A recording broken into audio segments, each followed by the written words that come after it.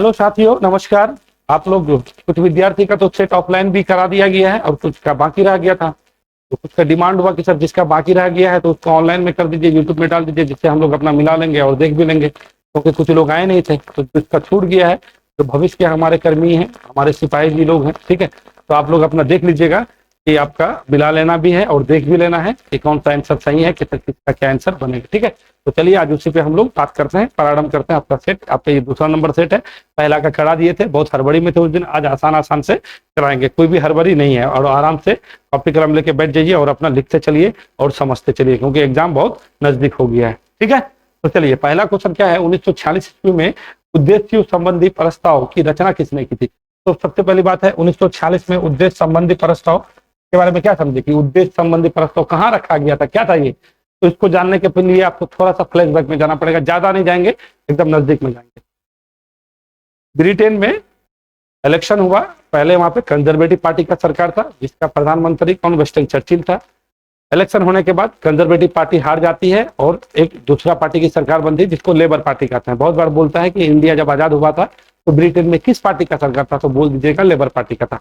Britain में प्रधानमंत्री कौन था, तो क्या कहिएगा, क्लेमेंट एटली था। उससे पहले कौन था, तो विंस्टन चर्चिल था। तो आपको भारत आजादी के टाइम ब्रिटेन का प्रधानमंत्री कौन हो जाएगा, क्लेमेंट एटली हो जाएगा। और वो कौन पार्टी के थे, लेबर पार्टी के थे, ये बात जानना है। जैसे ही वहां पे सरकार चेंज हुआ, तो सरकार चेंज होने के बाद क्योंकि जो लेबर पार्टी थे वो भारत के मतलब जो अपना कॉलोनी था, हम लोग जिसको गुलाम थे, उसका थोड़ा सा उदार प्रकृति का दृष्टिकोण रखा था भारत के लिए। मगर कंजर्वेटिव पार्टी बहुत खतरनाक था, ठीक है। जो आपका विंस्टन चर्चिल था, गांधी जी को देख नहीं पाते थे, ठीक है। उसको जो है अर्धनंगन फकीर भी बोला था, मतलब बहुत सारा उसको ये दिया, देशद्रोह भी उसको बोला था कि देशद्रोही है। कौन, गांधी जी को बोला था, विंस्टन चर्चिल बोला था, है ना। तो ये सारा बात है, तो आप सब जानते ही होंगे। तो हुआ क्या कि जैसे ही वहां पे इलेक्शन हुआ, लेबर पार्टी का सरकार बना। लेबर पार्टी सरकार बनने के बाद भारत में एक दल भेजा, जिसको हम लोग कैबिनेट मिशन के नाम से जानते। कब आया ये, 24 मार्च 1946 को आया। आने के बाद यहाँ पे क्या किया, अपना पूरा एक खाका तैयार किया कि भारतीयों का क्या क्या डिमांड है, क्योंकि उससे पहले बहुत सारा हम लोग यहाँ पे आंदोलन कर चुके थे। भारत छोड़ो आंदोलन बहुत समग्र रूप से जानते हैं, बहुत खतरनाक था, ठीक है ना। अगस्त में हुआ था, आप लोग जानते हैं, 9 अगस्त से प्रारंभ हुआ था, 8 अगस्त को घोषणा किया गया था। तो भारत छोड़ो आंदोलन का बहुत ज्यादा प्रकोप था। फिर आपका बाद में आके बहुत सारा इधर समझौता होता है, संवैधानिक गतिरोध करता है ना। तो ये सारा चीज चला, ठीक है ना। तो उसके बाद क्या है, 1946 में आपका एक दल बैठा, जिसको कैबिनेट मिशन कहता है। कैबिनेट मिशन का स्थापना 1946 में मार्च में आया। उसके आने के बाद यहाँ पे सारा चीज देखा सुना, देखने के बाद दो चीज पे निष्कर्ष पे पहुंचा। पहला निष्कर्ष क्या पहुंचा कि आप लोग का जिस चीज का मांग कर रहे थे, संविधान का मांग कर रहे थे कि संविधान सभा, हम लोग का खुद का संविधान होगा, हम लोग खुद से बनाएंगे, खुद से उसको चलाएंगे। तो उसके लिए क्या बोला कि ठीक है, आपके लिए एक संविधान सभा होगा, उसका गठन कीजिए, ठीक है। संविधान सभा का घोषणा किया। और उसके अलावा क्या बोला कि वो तो कीजिएगा ही, अब बाकी बचा आप क्या है ना कि एक आप अपना अंतरिम सरकार भी बना लीजिए, क्योंकि इससे पहले आप राजगोपालाचारी फॉर्मूला आया, ठीक है। उसके बाद आपका शिमला समझौता हुआ, ठीक है। वहां पे बहुत ज्यादा गतिरोध था, ठीक है ना, कि सरकार को लेकर के कि वायसराय के जो मंत्री परिषद होता था उसमें कितना लोग रहेगा, वायसराय का जो आपका परिषद होता था उसमें कितना मुस्लिम लीग का रहेगा, कितना अंग्रेज रहेगा, कितने भारतीय रहेंगे, कितने कांग्रेस रहेंगे। इसको लेके बहुत विवाद चला 2 साल। वेबल इसी पे पागल हो गया, ठीक है। इसी वजह से वेबल को बुला करके यहाँ पे हमको अब अपना भारत में जो है वायसराय, अंतिम वायसराय हम लोग का कौन होता है, तो आप लोग जानते ही हैं, ठीक है ना।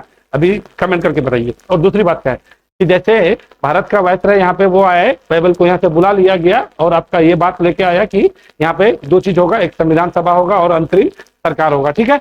तो अंतरिम सरकार कब बनेगा, 2 सितंबर 1946 को अंतरिम सरकार का गठन होता है। उसके बाद आपका संविधान सभा के लिए भी ये बात हो जाता है आपका जून में, ठीक है। तो 5-6 जून को आपका कांग्रेस तैयार होता है। उसके बाद जो है आपका 26 जून को जो है आपका कौन तैयार होता है, मुस्लिम लीग तैयार होता है। तो संविधान सभा का गठन हो गया। अब संविधान सभा का गठन क्यों हुआ, संविधान बनाने के लिए। भारत का खुद का संविधान होगा, आप लोग आजाद होना चाह रहे हैं ना, तो आप लोग को आजादी दे देंगे। आप लोग तब तक अंतरिम सरकार रखिए और आप लोग अपना संविधान बनाइए, आपको आजादी मिलेगा। तो आजादी कैसे मिलेगा, जब उसका रूल होना चाहिए। तो रूल क्या होगा, संविधान सभा द्वारा एक संविधान का निर्माण करेगा। तो अब वो संविधान सभा में कितने सदस्य होंगे, तो चलिए यहाँ से होता है कहानी प्रारंभ। अब आपको थोड़ा सा हर चीज को समझते चलिएगा। यहाँ से कहानी क्या प्रारंभ है कि टोटल संविधान जो सभा होगा उसमें कितना सदस्य होगा, 389 सदस्य होगा, ठीक है। उस टाइम दोनों मिला के, क्योंकि कैबिनेट मिशन कभी भी पाकिस्तान को स्वीकार नहीं किया था, ठीक है। बांटो छोड़ो का नारा दिया, प्रत्यक्ष कार्यवाही दिवस मनाया, कभी भी कैबिनेट मिशन इस पे तवज्जो ही नहीं दिया। ये बात याद रखना है आपको। 389 सदस्य का गठन किया गया, ये बात आपको जान लेना है, ठीक है। उसके बाद ये जो सदस्य का गठन किया गया कि इतना समिति द्वारा ये जो है आपका संविधान सभा बनेगा। मगर अंततः आपको पता है कि पाकिस्तान अलग हो गया, बात मानना पड़ा, बहुत ज्यादा हल्ला गुल्ला हो गया, जानते ही आप लोग। उसके बाद हमारे संविधान सभा में टोटल कितना सदस्य बच गए, 389 के जगह में कितना बच गया, 299 बच गए। देखिए इसके बारे में इस वजह से डिस्कस नहीं करेंगे, ये पाकिस्तान चला गया तो अब उसके बारे में हमको क्या बात करना है। तो जो अपना भारत का, जो अपना देश का जो संविधान सभा होगा, उसके बारे में उसका थोड़ा स्ट्रक्चर जान लीजिए। अब 299 सदस्य है, 299 सदस्य में से क्या होगा, 70 जो सदस्य है वो क्या हो जाएगा, मनोनीत हो जाएगा। ठीक है, ये क्या हो जाएंगे, ये मनोनीत हो जाएंगे, ये आपको जान लेना है। ये क्या है, मनोनीत है, 70 मनोनीत है। अगर 299 में 70 निकाल दीजिएगा तो कितना बचा, इधर 9 बचा, इधर कितना बचा, 2 बचा, और इधर कितना बचा, 2। मतलब यानी कहने का मतलब है 229 इसमें सदस्य बचा। इस 229 में अब आपको बताते हैं, इस 229 में क्या हुआ। इसमें 229 में तो आपका ये आपका कांग्रेस आ गया 208 सदस्य। ठीक है, तो आप अब ये 229 में टोटल में आपको हम बताते हैं। 229 में इसमें आपका कितना, 33 जो है, 33 आपका किसके लिए हो गया, आपका एसटी के लिए हो गया। ठीक है, और 26 जो है आपका एससी के लिए हो गया। ठीक है, आपको कोई कहेगा कि संविधान सभा में एससी सदस्य कितना था, तो क्या कहिएगा, 26 था। एसटी कितना था, यानी अनुसूचित जनजाति, तो कितना कहिएगा, 33 था। ठीक है, उसके बाद महिला सदस्य कहेगा तो कितना कहिएगा, 15 सदस्य था। ये इस तरह से आपका क्या हो गया, संविधान सभा का निर्माण हो गया। अब इतना सारा सदस्य मिल करके टोटल कितना बच गया आपके पास, 299, जिसमें से 70 मनोनीत था। ठीक है, तो क्योंकि देशी रियासत थे कुछ, तो उसमें मुझके लिए सीट रखा गया था, यानी 229 में से ये टोटल लोग इतने सारे हुए। अब इसमें क्या है, अब लोग तो हो गया, लोग होने के बाद अब इसमें कुल समितियां बनाई गई। देखिए अब अलग अलग चीज है, जैसे आपका अभी आगे में आपको बताते हैं कि कैसे आपका समिति बना, झंडा समिति बना, जवाहरलाल नेहरू द्वारा संघ शक्ति समिति बना, वल्लभ भाई पटेल द्वारा आपका क्या बोलते हैं, यहाँ पे 2 समिति, आपका मौलिक अधिकार समिति बना, अल्पसंख्यक समिति बना, BR अम्बेडकर द्वारा आपको जो है मसौदा समिति बना, है ना, बहुत सारा समिति बना है। तो टोटल कितना समिति बना, टोटल आपका जो समिति बना है, टोटल 8 जो है आपका मुख्य समिति था, ये बात आप याद रखेगा, और 15 जो था उप समिति था, ये याद रखेगा। तो मुख्यतः आप 8 जोड़ के चलिएगा, 15 और 8 कितना हो जाता है, आप जोड़ लीजिएगा तो 23 आ जाएगा। आपको कहीं पे कोई किताब में 22 भी मिलेगा, बट ये मुख्य 8 था और 15 जो है उप समितियां थी, इतना सारे समिति थी। ठीक है, तो अब इस समिति जो संविधान सभा था, तो संविधान सभा का तो गठन हो गया, ये थोड़ी घोषणा हो गया, इसका स्ट्रक्चर बन गया, तो इसका बढ़ेगा कब, तो ये 6 दिसंबर को जो है इसका स्थापना हो जाता है 1946 को। मगर इसका जो पहला बैठक कब होता है आपका, 9 दिसंबर को। कितना होता है, 9 दिसंबर 1946 के बाद चलिए। और इस टाइम जो है इसका अस्थायी अध्यक्ष बनाया गया, किसको, सच्चिदानंद सिन्हा को, याद रखिएगा, अपने बिहार के थे। 6 दिसंबर को कहेगा कि संविधान सभा जो है पहला जो है उसका घोषणा कब किया गया, तो क्या कहिएगा, 6 दिसंबर 1946 को। अगर पहला बैठक जो हुआ था अस्थायी अध्यक्ष को था, तो आपका सच्चिदानंद सिन्हा था, 9 दिसंबर 1946। अब क्या है ना कि अस्थायी अध्यक्ष, यानी ये तो अस्थायी हो गया, अब अस्थायी अध्यक्ष कहेगा, तो अस्थायी अध्यक्ष में आप क्या मारिएगा कि हमारा 11 दिसंबर की बात है। ठीक है, 11 दिसंबर 1940 को जो है अपने पहले देश के पहले राष्ट्रपति, ठीक है ना, अपने डॉक्टर राजेंद्र प्रसाद पहले जो है क्या बने, अस्थायी अध्यक्ष बने, ये अध्यक्ष बन गए। और उपाध्यक्ष कौन बने, HC मुखर्जी। ठीक है, ये याद रखिएगा, HC मुखर्जी, ये बहुत बार पूछता है, इसी वजह से मैं आपको बहुत बढ़िया से ये चीज बता दी है। HC मुखर्जी उपाध्यक्ष था और अध्यक्ष, अस्थायी अध्यक्ष कौन हो जाएगा आपका, डॉक्टर राजेंद्र प्रसाद। और ये अपना काम करती है, सारा समितियां एक साथ, संविधान सभा का तो अध्यक्ष हो गया, सारा समितियां का भी आपको बता दिए। अब ये लोग अपना काम करना प्रारंभ, तो उसी काम से प्रारंभ में आप देखिए देश का संविधान होगा, तो जैसे उसका कुछ फॉर्मेट होगा ना, जैसे हम लोग क्या है, उद्देशिका का मतलब क्या, संविधान होने से पहले कोई भी चीज का एक खाका होना चाहिए कि ये जो किताब पढ़ रहे हैं, जैसे आप कोई चैप्टर उलाटते हैं, पढ़ते हैं, तो चैप्टर उलाटते तो क्या देखते हैं कि चैप्टर में पहले जो ऊपर में जो है समरी दिया हुआ रहता है कि उस चैप्टर में आपका है क्या क्या, किस किस का बात होगा। तो ये बात यही होगा जो हम लोग पढ़ते हैं, हम भारत के लोग भारत को एक संपूर्ण प्रभुत्व संपन्न समाजवादी पंथनिरपेक्ष लोकतंत्र गणराज्य, यानी कहने का मतलब है पूरा संविधान का मोटा मोटी खाका जो पहला पन्ने में होगा उसी को हम लोग क्या कहेंगे, प्रस्तावना कहेंगे, उसी को क्या कहेंगे, उद्देशिका कहते हैं।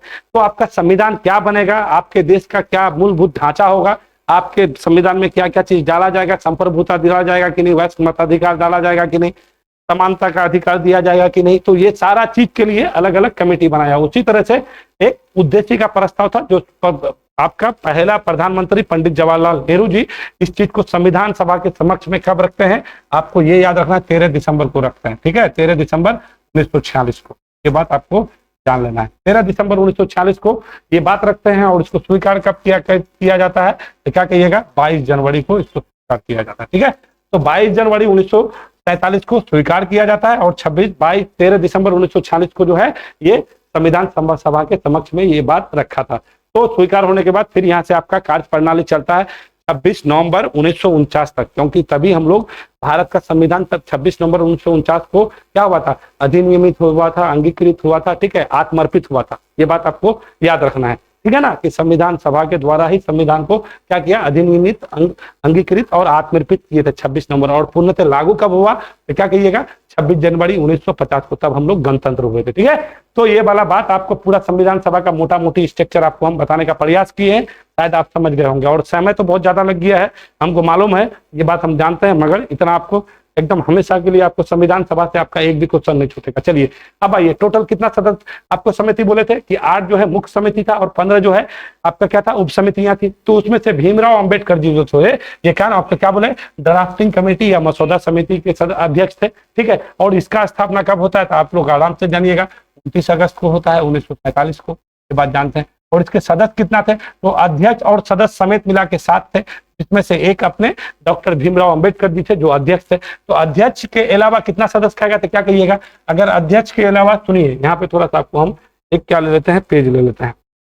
हाँ, अध्यक्ष के अलावा कितना सदस्य हो जाएगा, तो 6 सदस्य। कुछ 6 सदस्य का नाम बहुत बार पूछता है, याद रखिएगा। तो सबसे पहले क्या कहिएगा, सबसे पहले कहिएगा कि आपका के.एम. मुंशी था, ठीक है। उसके बाद सादतुल्लाह जी थे, ठीक है। डी.पी. खेतान थे, बी.एल. मित्रा थे, ठीक है। उसके बाद और कौन हो गए, गोपाला स्वामी अयंगर थे, ठीक है। उसके बाद आपका कौन हो गए, ये टोटल 6 आदमी थे, याद रखिएगा। बहुत बार पूछता है कि निम्न में से कौन मसौदा समिति या ड्राफ्टिंग समिति के सदस्य नहीं थे। तो 6 सदस्य थे और एक अध्यक्ष थे। अध्यक्ष आपका कौन हो गया, डॉक्टर भीमराव अंबेडकर। ये कब बना था, तो 29 अगस्त 1947 को। इसके सदस्य कितने थे, तो 6 थे। 6 में कौन हो जाएगा, कृष्ण स्वामी अय्यर, गोपाला स्वामी अयंगर, एच.सी. मुखर्जी, के.एम. मुंशी, ठीक है। उसके बाद सादतुल्लाह जी थे, ठीक है। उसके बाद कौन हो गए, डी.पी. खेतान थे, बी.एल. मित्रा थे। ये टोटल आपका 6 सदस्य थे और एक अध्यक्ष थे। ये बात जान गए आप। ये कौन सा हो जाएगा, ड्राफ्टिंग कमेटी, जो मसौदा समय कमेटी हम जिसको कहते हैं। उसके बाद वल्लभ भाई पटेल के बारे में आप लोग जानते हैं, वल्लभ भाई पटेल भारत को एकीकृत करने का बहुत, क्योंकि इसको क्या लौह पुरुष भी कहा जाता है, ठीक है। भारत का बिस्मार्क भी कहा जाता है सरदार वल्लभ भाई पटेल को। सरदार वल्लभ भाई पटेल भारत को एकीकृत करने में इसका बहुत बड़ा योगदान रहा है। ये जो है 2 समिति के अध्यक्ष थे, क्या कहिएगा, मौलिक अधिकार समिति के अध्यक्ष थे, कौन, ये। और यहीं पे कहेगा कि मौलिक अधिकार उप समिति के अध्यक्ष कौन थे, क्या कहिएगा, जे.बी. कृपलानी कहिएगा, ठीक है।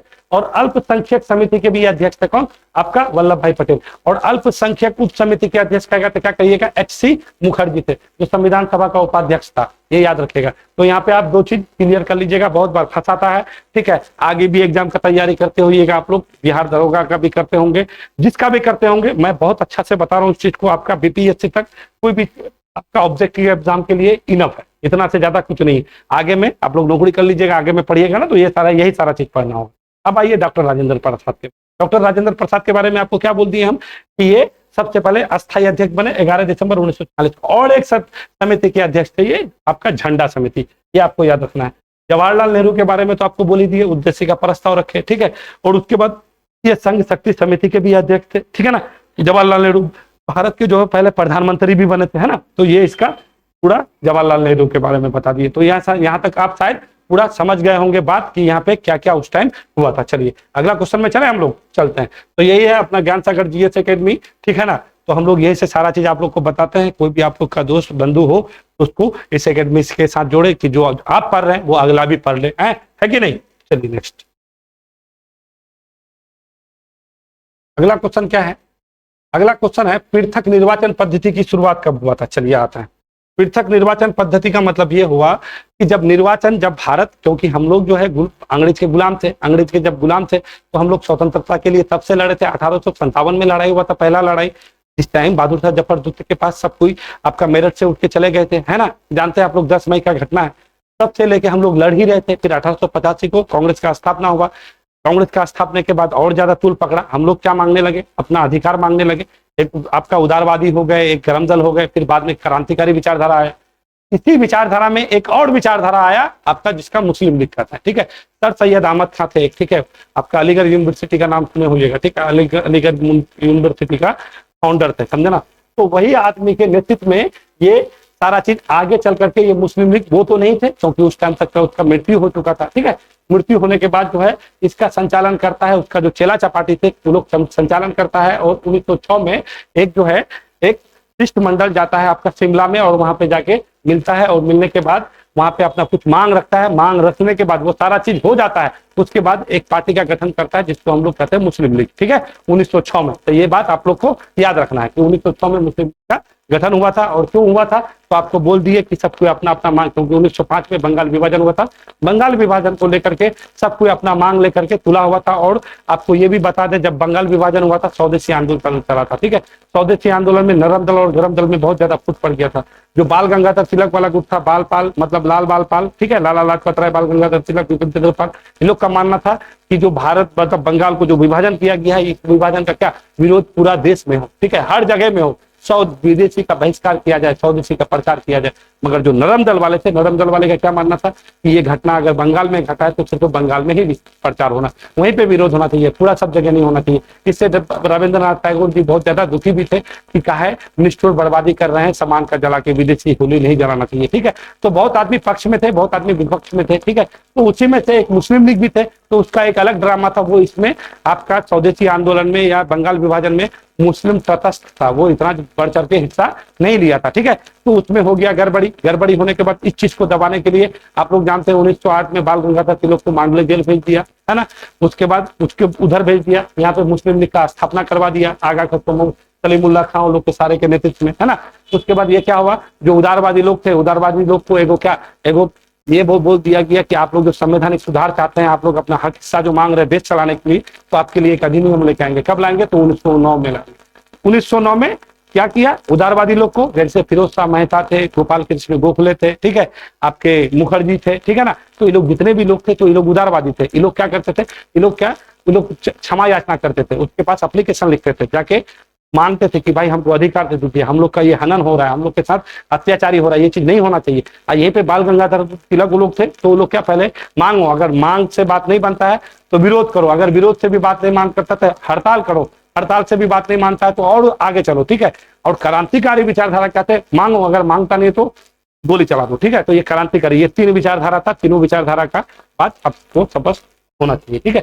तो अब उदारवादी के लिए क्या, क्योंकि देखिए अभी क्या बोले नरम दल वाले को, क्योंकि कांग्रेस का फुट पड़ गया कहाँ पे, सूरत 1907 में, वहां पे फुट पड़ने के बाद बाल गंगाधर तिलक थे, उसको जेल भेज दिए। मेन क्योंकि उस टाइम जो है नरम दल का नेता बाल गंगाधर तिलक ही थे, जो लीड कर रहे थे पूरा संगठन को, ठीक है। नरम मतलब गरम दल वाला, और नरम दल वाला का कौन कर रहे थे तो आपका गोपाल कृष्ण गोखले कर रहे थे, तो उसको जेल उल भेज दिए, ठीक है, इधर उधर करके। उसके बाद गोपाल कृष्ण गोखले को झांसा दिया कि आपको, आप लोग के लिए, आप लोग को जो है संवैधानिक जो इसमें जो भी अधिकार मांग रहे हैं आपको दिया जाएगा, आपके लिए एक अधिनियम ला रहे हैं, आपके लिए एगो क्या ला रहे हैं, एगो ला रहे हैं, आपको दिखाएंगे। तो जो अधिनियम लाया उसी अधिनियम को हम लोग क्या कहते हैं, मार्ले मिंटो सुधार, क्योंकि मिंटो जो है उस टाइम भारत का क्या था, आपका वायसराय था, और मार्ले भारत सचिव था, ठीक है। तो भारत सचिव के भी बारे में आपको जानना जरूरी है। ये पद जो है आपका कब लेके आया, तो आपका भारत सचिव का पद बनाया गया 1858 के अधिनियम में, ये भी बात याद रखिएगा, ठीक है। भारत सचिव का पद बनाया गया था, ठीक है, क्योंकि जब भारत का वायसराय बनाया गया तो एक सचिव भी बनाया गया कि वो यहाँ पे नहीं हुआ, भारत सचिव यहाँ नहीं होता था, वो इंग्लैंड में होता था, जो समूह होता था उसका अध्यक्ष होता था, सारे चीज को यहीं से वो इंग्लैंड से ही देखता था। और मिंटो यहाँ के क्या थे, वायसराय थे। तो लॉर्ड मार्ले मिंटो सुधार लाया 1909 में, और मुस्लिम लीग का एक अलग ही हल्ला गुल्ला था कि हम लोग को क्या चाहिए। अब जो संवैधानिक जो वायसराय परिषद, जो वायसराय का जो वायसराय, अब मान लीजिए ये वायसराय है, ये एक व्यक्ति है, ये मान लीजिए ये कोई व्यक्ति है, एक्स व्यक्ति है, ठीक है, ये वायसराय है, मतलब जो आप आज जब भी प्रधानमंत्री देख रहे हैं ना, या फिर अभी क्योंकि वास्तविक कार्यपालिका किसके पास है, प्रधानमंत्री के पास है, तो उसी तरह से मान लीजिए। और अभी जिसको हम लोग बोलते हैं ना कि मंत्री परिषद है, यानी मंत्री कैबिनेट मंत्री, तो उसी कैबिनेट उसी तरह से समझ लीजिए कि वायसराय होता था, उसी वायसराय के जो मंत्री परिषद होते थे उसी को हम लोग क्या कहते हैं, वायसराय का मंत्री परिषद। कुछ लोग होते थे, सारे काम को वही लोग निपटाते थे, और वायसराय क्या होते थे, इसके पास वीटो पावर होता था, जो चीज को हाँ कहेगा वही चीज होगा, और जो चीज को ना कहेगा वो चीज ना होगा, ठीक है ना। तो इसके इसी में कि हम लोग को अधिकार होना चाहिए, हम लोग को जो है इलेक्शन जो होता है उसमें मनोनीत होना चाहिए, तो उसी को लेकर के मुस्लिम लीग के लिए एक अलग से आरक्षण दे दिया गया कि नहीं, जहां पे भी इलेक्शन होगा, क्योंकि 1892 का एक एक्ट आया था, तो सबसे पहले अप्रत्यक्ष रूप से वहीं पे मतलब हिस्सा दे दिया गया था भारतीयों को, है ना।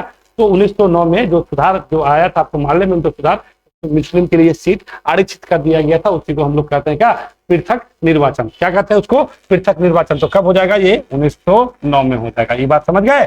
मांटेगु चमस्फोट सुधार अधिनियम कब आया, 1919 में, और 1935 में तो भारत शासन अधिनियम आया।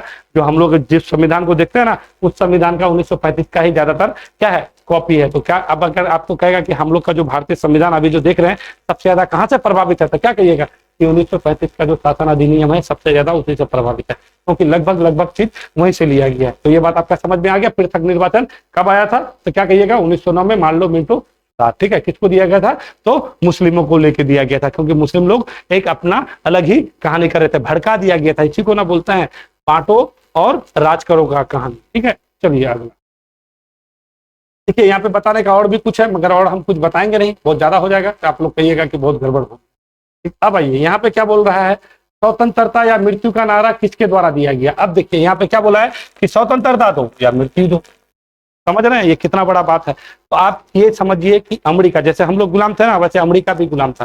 किसका, ब्रिटेन का। तो वहां पे भी हल्ला गुल्ला हो रहा था। कब से हल्ला हो रहा था, 1773 में। 1773 में सबसे पहले वहां पे एक घटना घटता जिसको हम लोग बोस्टन टी पार्टी कहते हैं, क्योंकि अमेरिका का एक बंदरगाह है जिसको बोस्टन नाम है, ठीक है। अभी मैप नहीं है रहता तो आपको हम दिखा देते। और वहीं पे जो है वहां पे क्या हो गया, एक घटना हुआ, बोस्टन टी पार्टी घटना। तो उसी को लेकर के वहां से प्रारंभ होता है लोग का स्वतंत्रता का आंदोलन, ठीक है। उसके बाद आगे ये क्रांति आगे बढ़ता है। बढ़ने के बाद जो है एक आदमी होता है जॉर्ज वाशिंगटन, ठीक है। तो उसी ने जो है अमेरिका के क्रांति को अपने हाथ में ले लिया, और उसी का जो नारा था, नारा क्या था कि हमको मृत्यु दो नहीं तो स्वतंत्रता दो, ठीक है। तो फाइनली आपका ये क्या होता है, 4 जुलाई को, याद रखिएगा ये सब डेट, क्योंकि आपको ये सब चीज पूछ लेता है और नहीं जब पूछने के कारण आप लोग फंस जाते हैं। 4 जुलाई 1776 को अमेरिका आजाद होता है। और उसी जो आजाद हुआ था, जो आपका जॉर्ज वाशिंगटन के नेतृत्व में जो सेना, मतलब जो दल लड़ रहा था, ठीक है, आजादी का लाला लड़ रहा था, तो उसी का नारा क्या था, स्वतंत्रता दो या मृत्यु दो, उनमें से। तो आपका क्या हो जाएगा, जॉर्ज वाशिंगटन के दल में जो लोग अपना नेतृत्व कर रहा था आजादी का, तो वही बोला था। अब ये कब आजाद हुआ अमेरिका, तो 4 जुलाई 1776 को। यहीं पे अगर आपको कहेगा कि फ्रांस कब आजाद हुआ, तो याद रखिएगा 14 जुलाई, क्योंकि अभी मोदी जी भी वहां गए थे, ठीक है, और वहां का सर्वोच्च अवार्ड भी मिला है। और कब हुए थे, तो क्या कहिएगा 1789 में हुआ था, ये भी याद रखिएगा, क्योंकि जुलाई जुलाई दोनों है तो आदमी थोड़ा सा फंस जाता है, ठीक है। तो क्या कहिएगा, स्वतंत्रता दो या मृत्यु दो, कौन, जॉर्ज वाशिंगटन, अमेरिकी क्रांति का जो आगे जो लीड कर रहे थे वही लोग का नारा था, मृत्यु दो या फिर स्वतंत्रता दो। तो कौन सा हो जाएगा आपका, अमेरिका सेना। कौन हो जाएगा, अमेरिकी सेना। बात समझ गए, ठीक है, समझ गए, समझना चाहिए, नहीं समझिएगा तो गड़बड़ हो जाएगा, ठीक है। फ्रांसीसी के बारे में आपको बोल दिए।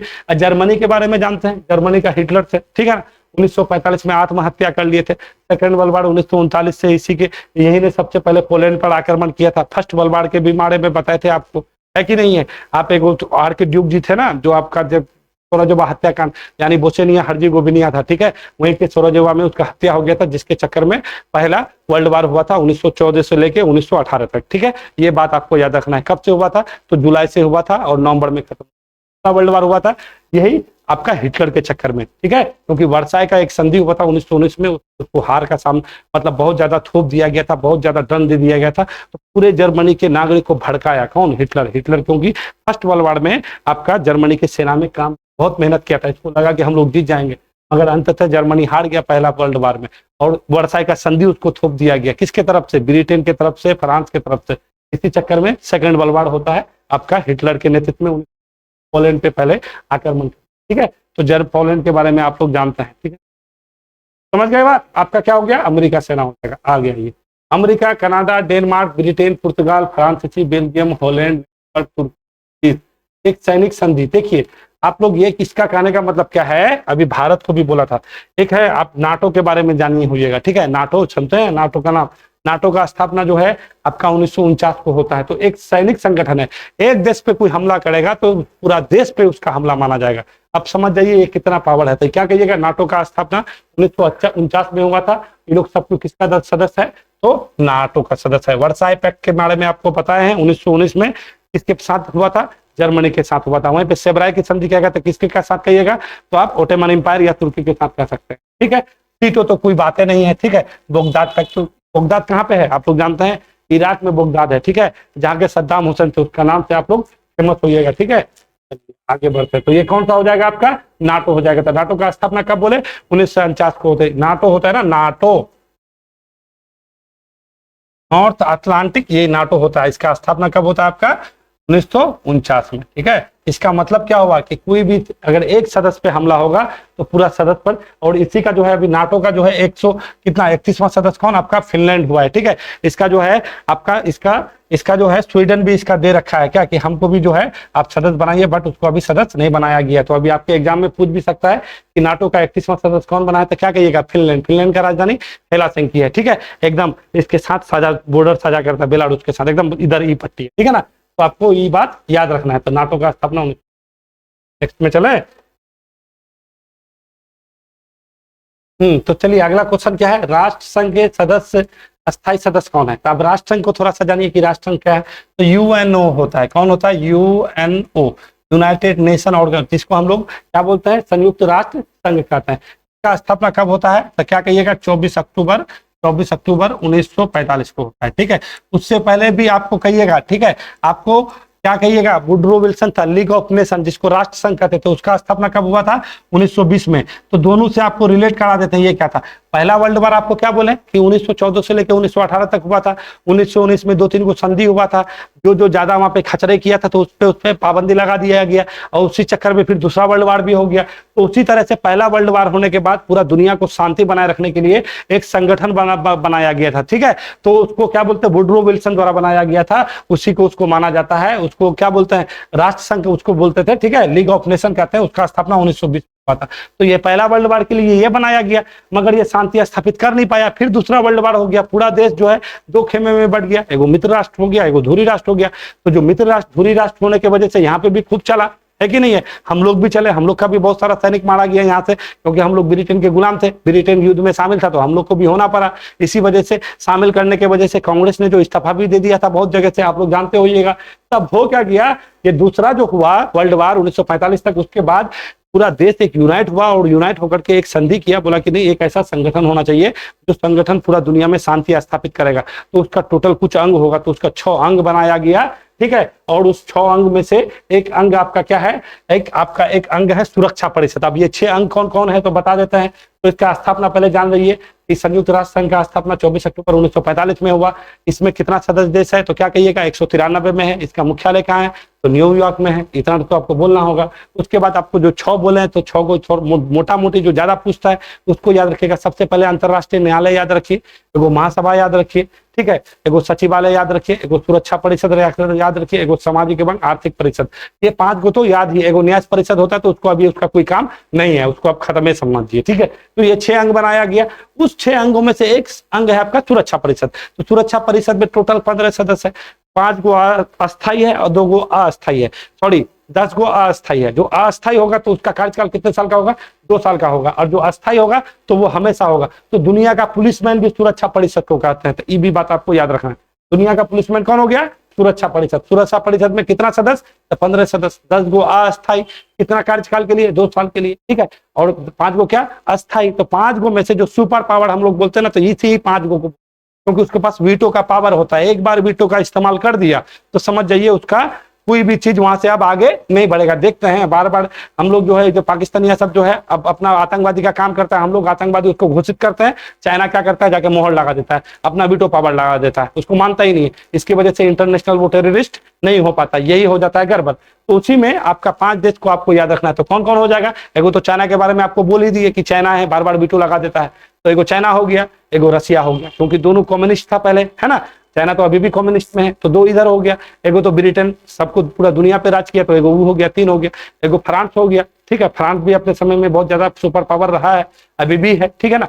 तो फ्रांस हो गया। उसके बाद 5वां आएगा तो कौन हो जाएगा, अमेरिका हो जाएगा, क्योंकि अमेरिका में ही सारा चीज है, क्योंकि अमेरिका के ही राष्ट्रपति का पहल था यहाँ पे, है ना, इसको बनाने के लिए। तो इसी सुरक्षा परिषद में आपको 5 सॉरी कितना हो गया 15 सदस्य, जिससे 10 अस्थायी हो जाएगा और 5 अस्थायी हो जाएगा। और जो अस्थायी सदस्य होगा उसका कार्यकाल कितना साल का होगा, 2 साल का होगा। ये बात समझ गए। अब यहाँ पे आपको और एक बात बोले हम, अभी क्या बोले, महासभा। तो अभी महासभा का मतलब क्या है ना, डेली टू डेली जो काम होता है आपका महासभा भी ही करता है, उसका सत्र होता है। अभी इस बार जो 78वां महासभा का बना है आपका टोबैको के हैं, कोई फ्रांसिस इसके अध्यक्ष बने थे। इससे पहले जो है सभा करसी बने थे, हंगरी के थे 77वां महासभा के अध्यक्ष। तो आप लोग के एग्जाम में पूछ सकता है कि महासभा का अध्यक्ष कौन। अब यहीं पे यूएनओ का कहेगा कि अध्यक्ष कौन है तो क्या कहिएगा, एंटोनियो गुतरेस है। अब महासभा का कहिएगा तो क्या सभा कुरसी कहिएगा। और 78वां किसको बनाया जाएगा तो टोबैको के हैं, ठीक है, कोई फ्रांसिस है, उसको याद रख लीजिएगा। तो ये बात। अब अंतरराष्ट्रीय न्यायालय में आइए, भारत में अंतरराष्ट्रीय मुख्य न्यायाधीश बनने वाला कौन है? तो नागेंद्र सेन के बारे में जानते हैं। कितना कार्यकाल होता है? 9 साल का होता है। ये बात आप जान जाइए। टोटल उसमें कितना, अंतरराष्ट्रीय न्यायालय का मुख्यालय कहाँ है? द हेग में है। ये कहाँ पे पड़ता है? नीदरलैंड में पड़ता है। 15 गो सदस्य है उसमें, ठीक है। जो आपको अंतरराष्ट्रीय जो न्यायालय होगा उसमें टोटल जो आपका जस्टिस होगा, ठीक है, आपका जो न्यायमूर्ति होगा क्या होगा? 15 गो होगा। और उसमें से जो है इसका कार्यकाल कितने साल का होगा? 9 साल का होगा, ठीक है। ये बात याद रखिएगा। तो अभी हम लोग के जो है दूसरे कार्यकाल के लिए चुने गए हैं दलबीर सिंह भंडारी। तो याद रखिएगा, अंतरराष्ट्रीय न्यायालय में भारत का जो प्रतिनिधित्व कौन कर रहा है? तो दलबीर सिंह भंडारी करिएगा। और पहले कौन थे? तो नागेंद्र सेन थे। ये याद रखिएगा, बहुत बार पूछता है अंतरराष्ट्रीय न्यायालय के बारे में। 15 सदस्य, 9 साल का उसका कार्यकाल होता है, ठीक है। और ये इसका मुख्यालय कहाँ है? नीदरलैंड में। एक होता है ICC, international criminal court. Putin के बारे में सुने ना, अभी G20 का अध्यक्षता इंडिया में हुआ है। पुतिन को यहाँ पे नहीं आया, वो इसके वजह से नहीं, लोग को लगता है, मैं आपको बता देता हूं। एक इंटरनेशनल क्रिमिनल कोर्ट है, इसका भी मुख्यालय आपका द हेग में है। ये उसका अंग नहीं है। किसका? यूएनओ का सदस्य अंग नहीं है। इसमें क्या है ना कि यहाँ पे जितना भी लोग कोई अपराध उपराध करता है तो इसका जो सदस्य देश होगा वहां पे अगर कोई घटना करेगा तो वो उसके सपोर्ट में करेगा। हम लोग ICC के अध्यक्ष नहीं है। अगर आपको पूछ देगा इंटरनेशनल कोर्ट के हम लोग सदस्य हैं तो क्या कहिएगा? नहीं है। अगर यहाँ पे पुतिन आता तो पुतिन को पकड़ता। ये वाला कोर्ट पुतिन को जो है पकड़ के फांसी देने का बात बोला कि इसको जो है मृत्यु दंड दे दिया जाएगा, ठीक है ना। अभी दक्षिण अफ्रीका में एक सम्मेलन हो रहा था, ब्रिक्स सम्मेलन, ठीक है। तो वहां पे नहीं गए थे, सब कोई कर रहा था क्योंकि ब्रिक्स, दक्षिण अफ्रीका जो है इसी का सदस्य है। अगर वहां जाता तो उसको पकड़ लेता। इसी वजह से अपना देश से वो बाहर नहीं जाता है। जो सदस्य देश उसका सदस्य है, किसका? ICC। तो ये दोनों अलग अलग चीज है, याद रखिएगा। अंतरराष्ट्रीय न्यायालय अलग है जो यूएनओ का मतलब अंग है, और ICC ये अलग है, और दोनों का मुख्यालय सेम जगह है। तो आपको ये थोड़ा सा जान लेना। तो ये आपका आंसर कौन सा हो जाएगा? अभी आपको क्या बोले, एगो चाइना को याद रखिए, चाइना का भाई रूस है, ठीक है। दोनों का अच्छा पड़ता रहता है, तो रूस और चाइना। एगो ब्रिटेन और फ्रांस इंग्लिश चैनल से अलग होता है, जानते हैं। क्या हो गया? 4 गो हो गया। एगो अमेरिका, अमेरिका तो जानते हैं ऐसे भी सुपर पावर है। अभी बाइडेन जी आए हुए हैं, समझे, एक से एक कर रहे हैं कहानी। चलिए, तो आपका क्या हो जाएगा आंसर? ब्रिटेन, भारत। अभी हम लोग यही भारत जो है अस्थायी सदस्यता लेने के लिए अभी हम लोग बहुत ज्यादा जोर कर रहे हैं, और अमेरिका का समर्थन भी लगभग हम लोग को मिल चुका है, ठीक है। बोला कि नहीं, अभी जो है यूएनओ में सुधार होना चाहिए और आप लोग को अस्थायी सदस्यता देना चाहिए। तो कौन सा आंसर हो जाएगा आपका? कहाँ है? चीन है, फ्रांस है, रूस है, ब्रिटेन है, अमेरिका, यानी ऑप्शन नंबर डी हो जाएगा, ठीक है। चलिए नेक्स्ट क्वेश्चन। आप लोग को समझ में आ रहा होगा ना पूरा मजे से? हाँ, चलिए एकदम आराम से समझते चलिए। हम आज आराम के मूड में, ठीक है। प्रथम विश्व युद्ध का तत्कालीन कारण क्या था? चलिए, बहुत अच्छा क्वेश्चन आ रहा है आपके साथ। प्रथम विश्व युद्ध का तत्कालीन कारण का मतलब है कि कौन ऐसा घटना घटा था कि पहला वर्ल्ड वार हुआ। अभी आपको तभी से हम बोल रहे हैं कि 28 जुलाई को पहला वर्ल्ड वार हुआ था। 1914 1918 तक चला, ठीक है ना, खूब चला। तो तत्कालीन कारण क्या था? तो अभी आपको बोले ना कि देखिए, पहले ना यूरोप में, जिसको अभी हम लोग बाल्कन देश कहते हैं, बाल्कन देश, पहले एक ही हुआ करता था। एक तो जर्मनी थे ही था, वहां के कैसर जो थे। उसके बाद ऑस्ट्रिया हंगरी के थे, ठीक है। एगो फ्रांसिस जोसेफ नाम था, ठीक है ना, एगो वो थे। तो वो चाहते थे कि वो वाला पूरा एरिया, अभी आप लोग जितना बाल्कन में 5-6 देश है, ठीक है, रोमानिया है, सर्बिया है, ठीक है। अभी सर्बिया भी गए थे, अपनी ये क्या बोलते हैं, राष्ट्रपति गई थी, द्रौपदी मुर्मू, बेलग्रेड उसका राजधानी। तो वहां पे छोटा छोटा, उर्दू में सुनिया, क्रोएशिया के छोटा छोटा जितना भी देश है, तो ये चाहता था कौन? ये आपको फ्रांसिस, अभी जिसके नाम बोले, अभी बोले ना आपको, फ्रांसिस जी थे, ठीक है, जोसेफ जी। तो वो चाहते थे कि पूरे पे मेरा राज हो। अब फ्रांसिस जी का क्या हो गया? उसका बाल बच्चा था, पहले उसका सबका मृत्यु हो गया। तो उसका एक भतीजा था, जिसका नाम क्या था आपका? वही फर्नांडिस। कौन थे उसका? आर्क ड्यूक फर्नांडिस नाम था उसका। तो वो क्या हुआ था, वो गए थे यात्रा पे, कहाँ पे? बोस्निया हर्जेगोविना, ठीक है। बोस्निया हर्जेगोविना का राजधानी आपका कहाँ था? आपका ये ऑस्ट्रिया का राजकुमार। तो हंगरी का तो आपको तो बोल ही दिए हम। तो वहीं पे गए थे, ठीक है, वो हत्याकांड। जब वहां पे गए थे तो वहां पे उसका मृत्यु हो गया, यानी उसको गोली मार दिया गया। अभी आपको क्या बोले, वहां का राजा पहले कौन था? फ्रांसिस जोसेफ था, ठीक है। उसका बाल बच्चा जो भी था, जो भी उसका संतान था, ठीक है, पुत्र पुत्री था, कोई था नहीं, वो मर गया था, ठीक है। और इसका जो आपके, जिसके बारे में आपको बोले थे, फर्नांडिस, ये योग्य नहीं था और इसको राजा भी बनाना नहीं चाहता था। मगर जो फ्रांसिस जोसेफ का हमेशा से था कि वो पूरा एरिया में मेरा राजा हो, ठीक है। तो इसका तो मृत्यु तो हो ही गया, उसका मृत्यु से उसके चचा को कोई फर्क पड़ा नहीं। वो सोच रहा था कि जो सर्बिया, जिसको हम आपको बोल रहे हैं रोमानिया, जो सर्बिया है, सर्बिया को अपना हैंड में करना चाहता था, ठीक है। तो इसी वजह से ऑस्ट्रिया हंगरी का मानना था कि उसका जो भतीजा, इसका जो भतीजवा हुआ, उसका चाचा का लड़का हुआ ना, उसका भतीजवा को जो जाके बोस्निया हर्जेगोविना में जो सारा जो वो उसका हत्याकांड हो गया है, जो सर्बिया का एक संगठन था जिसको ब्लैक हैंड कहते हैं, तो ब्लैक हैंड के द्वारा ही उसको मरवाया गया। इसी वजह से वो आपका बोस्निया हर्जेगोविना पे अटैक करके ना करके किस पे अटैक किया गया था? सर्बिया पे अटैक किया गया था। ये याद रखेगा कि प्रथम विश्व युद्ध में जो हुआ था, ऑस्ट्रिया हंगरी जो अटैक किया था, किस पे कर दिया था? सर्बिया पे किया था, क्योंकि सर्बिया ही वहां पे थोड़ा सा पावरफुल बन रहा था और सर्बिया का ही वो संगठन जिसको ब्लैक हैंड बोले हैं, वही माना जा रहा था कि वही जो है उस पर अटैक करवाया था और उसका मृत्यु हुआ। एक्चुअली में वो उसका मौत का बदला नहीं लेना चाह रहा था, वो अपने राज में मतलब ऑस्ट्रिया हंगरी में मिलाना चाह रहा था, वो आ ही नहीं रहा था। नहीं आने की वजह से बोला कि चलो मेरे पास बहाना भी है। उसका जितना भी मंत्री उंत्री था फ्रांसिस जोसेफ का, सब भड़का दिया कि यही मौका है मालिक, पकड़िए और दाग दीजिए, क्योंकि अभी इसका हत्या भी हुआ है और इसको ऐसे भी हम चाह भी रहते हैं। बहुत ज्यादा ये लोग यहाँ पे क्या कर रहा है, फेल कर रहा है। तो हत्या वहां पे हो गया अटैक। अब जब अटैक हो गया तो पूरा देश, और उससे पहले दो मतलब अलग अलग देश के साथ अलग अलग देश का संधि हुआ। अभी जैसे आपको नाटो बोले ना कि एक आदमी पे अगर अटैक करेगा तो पूरा जितना भी उसका सदस्य है सब पे अटैक माना जाएगा और सब कुछ साथ मिलकर उसको मारेगा। उसी तरह से यूरोप में 1910 से लेकर 1915 के बीच बहुत सारा देश, बगल बगल वाला जो देश था, वो लोग मिल करके क्या कर दिया, एक गुट बनाता था। ठीक है, कि अगर मेरे पे कोई अटैक करेगा, क्योंकि साम्राज्यवादी नीति था। साम्राज्यवादी का मतलब क्या है कि अपना विस्तार करना, अपना कॉलोनी बनाना है। जैसे हम लोग कॉलोनी बन गया किसका, ब्रिटेन का, और हम लोग का यहाँ का पूरा संपत्ति लेके चला गया। तो उस टाइम एक होड़ मचा हुआ था संपत्ति का, मतलब कॉलोनी बनाने का, साम्राज्यवाद को अपना फैलाने का। तो अब साम्राज्यवाद बढ़ाइएगा तो दुश्मन बढ़वे करेगा। अब दुश्मन बढ़ेगा तो भैया एक गुटबंदी होना चाहिए। तो गुट बना लिया था कि अगर आप पे कोई अटैक करेगा ना तो आपके साथ हम लड़ेंगे। तो ऑस्ट्रेलिया के साथ जो है इसका गुट में कौन था आपका, जर्मनी था, इटली था, ये लोग कौन था, एक गुट में था कि अगर किसी एक पे अटैक होगा तो यहीं पे हो गया, गुट बन गया। तो उसको सेंट्रल पावर कहते हैं, जिसको हम लोग धुरी राष्ट्र कहते हैं। और मित्र राष्ट्र में आपका ये लोग हो गया, फ्रांस हो गया, ब्रिटेन हो गया, ये लोग का एक अलग, रूस हो गया, ये लोग का अलग मत था। फिर बाद में आपका अमेरिका भी, नुसरतानिया जहाज था उसको डुबा दिया जर्मनी, तो फिर वो भी आ गया, तो लोग मित्र राष्ट्र में आ गया, है ना। तो ये सारा चीज कहानी है। तो कहानी मिला करके ये निकलता है, जो प्रथम विश्व युद्ध हुआ था, जो आपका फ्रांसिस जोसेफ था, उसका जो भतीजा था कौन, आर्किड्यूक फर्नांडिस, उसका क्या हो गया आपका, बोस्निया हर्जेगोविना के अब राजधानी सोराजेवो में उसका हत्या हो गया। इसी के कारण पहला वर्ल्ड, और ये मेन कारण देखिए, ये बात आपको बुक में नहीं मिलेगा, ठीक है। अब डिटेल कोई बड़का वर्ल्ड जो आपका जो वर्ल्ड का जो इतिहास है उसको बढ़िया से पढ़िएगा, कहीं बड़ी किताब, तब आपको समझ में आएगा कि ये बात, ये जो है उसका जो चचवा था यानी फ्रांसिस जोसेफ था, तो उसका विस्तारवादी नीति था। आपको बोले ना कि साम्राज्यवाद को बड़ा करना, और वो उसके आरे में आ रहा था सर्बिया को वो अपने में मिलाना चाह रहा था। वो भतीजा से कोई प्यार वार नहीं था, मर हो गया, फिर क्यों वो मरता तब उसका उत्तराधिकारी बनता, उसका कोई बाल बच्चा था ही नहीं पहले उसका सब।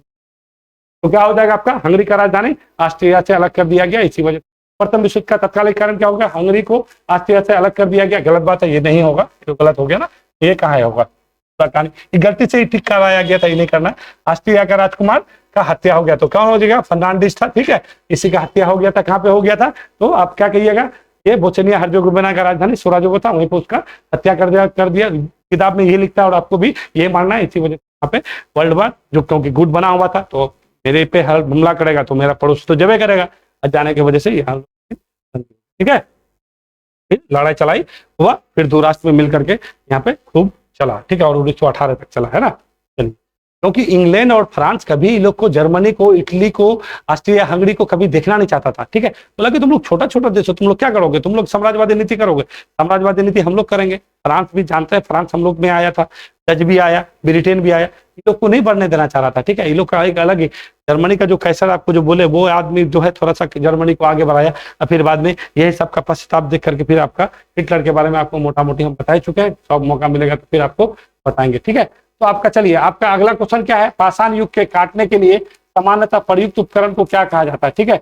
ये आपका देखिए, आपका क्या बोल रहा है कि पाषाण युग में काटने के लिए, तो पाषाण युग में कुल्हाड़ी का, ठीक है। अभी भी हम आते, हम लोग चलिए यहीं पे थे। पाषाण में काटने के लिए देखिए, पाषाण काल मतलब पत्थर, ठीक है। हम लोग जानते हैं कि आदि मानव निएंडरथल मानव थे, फिर हम लोग होमो सेपियंस हुए, है ना। तो पूरा जो पाषाण काल का, ये देखिए, अब ये हिस्ट्री वहां पे जाएंगे तो फिर गड़बड़ हो जाएगा।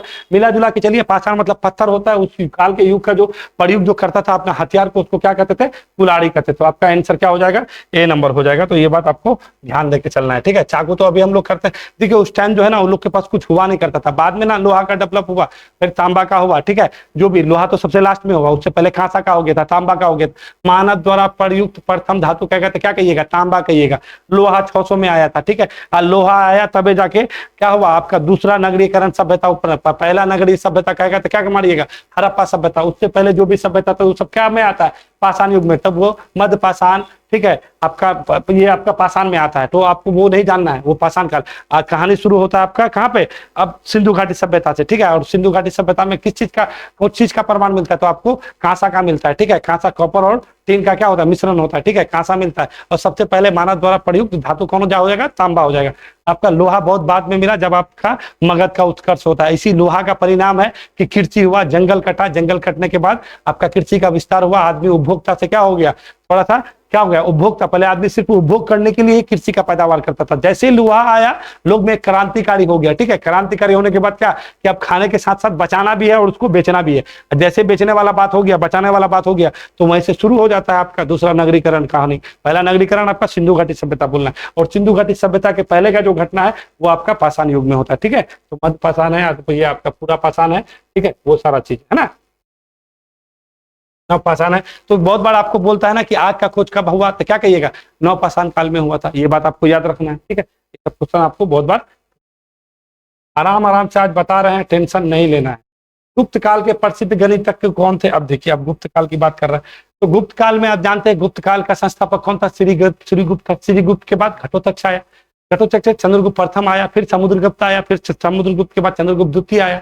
तो यही बोलता है कि गुप्त काल में प्रसिद्ध गणितज्ञ तो ये चंद्रगुप्त द्वितीय के काल में जो है बहुत रहते थे, और उस काल को क्या बोलते हैं, स्वर्ण युग भी कहा जाता है गुप्त काल का। तो गणितज्ञ जो हो जाएंगे आर्यभट्ट हो जाएंगे, क्योंकि ये सूर्य सिद्धांत लिखे थे और आर्यभट्टियम भी लिखे थे, ठीक है। तो ये याद रखिएगा, तो ये कौन हो जाएगा, आर्यभट्ट। और वाराहमिक जो है ये पंच सिद्धांत है, ये एक पंच सिद्धांत है, ठीक है। तो ये वाराहमिक लिखे थे। कालिदास के तो बारे में आप लोग जानते ही हैं, अभिज्ञान शकुंतलम, बहुत सारे बुक लिखे हैं। कालिदास जो है उस टाइम में गुप्त काल में जबरदस्त किताब लिख करके एक साथ रख दिए थे। उसके बाद ये विशाखा दत्त है, ये भी राइटर ही है, ठीक है ना। तो आपको क्या करना है, गुप्त काल में प्रसिद्ध गणितज्ञ पूछ रहे हैं, तो ये कौन हो जाएंगे, आपके आर्यभट्ट हो जाएंगे, ठीक है। देखिए, गुप्त काल को लेंगे तो अभी लंबा चला जाएगा। गुप्त काल का प्रतापी राजा कहेगा तो क्या कहिएगा, चंद्रगुप्त द्वितीय मारिएगा, उसी ने जो है चांदी के सिक्का चलवाए थे, ठीक है। ये भी आपको याद रखना है, ठीक है ना। और समुद्रगुप्त जो है विस्तारवादी नीति के थे, ठीक है, जिसको भारत का नेपोलियन भी कहा जाता है, समुद्रगुप्त को, ठीक है। तो वो उतना आपको जान के चलना है।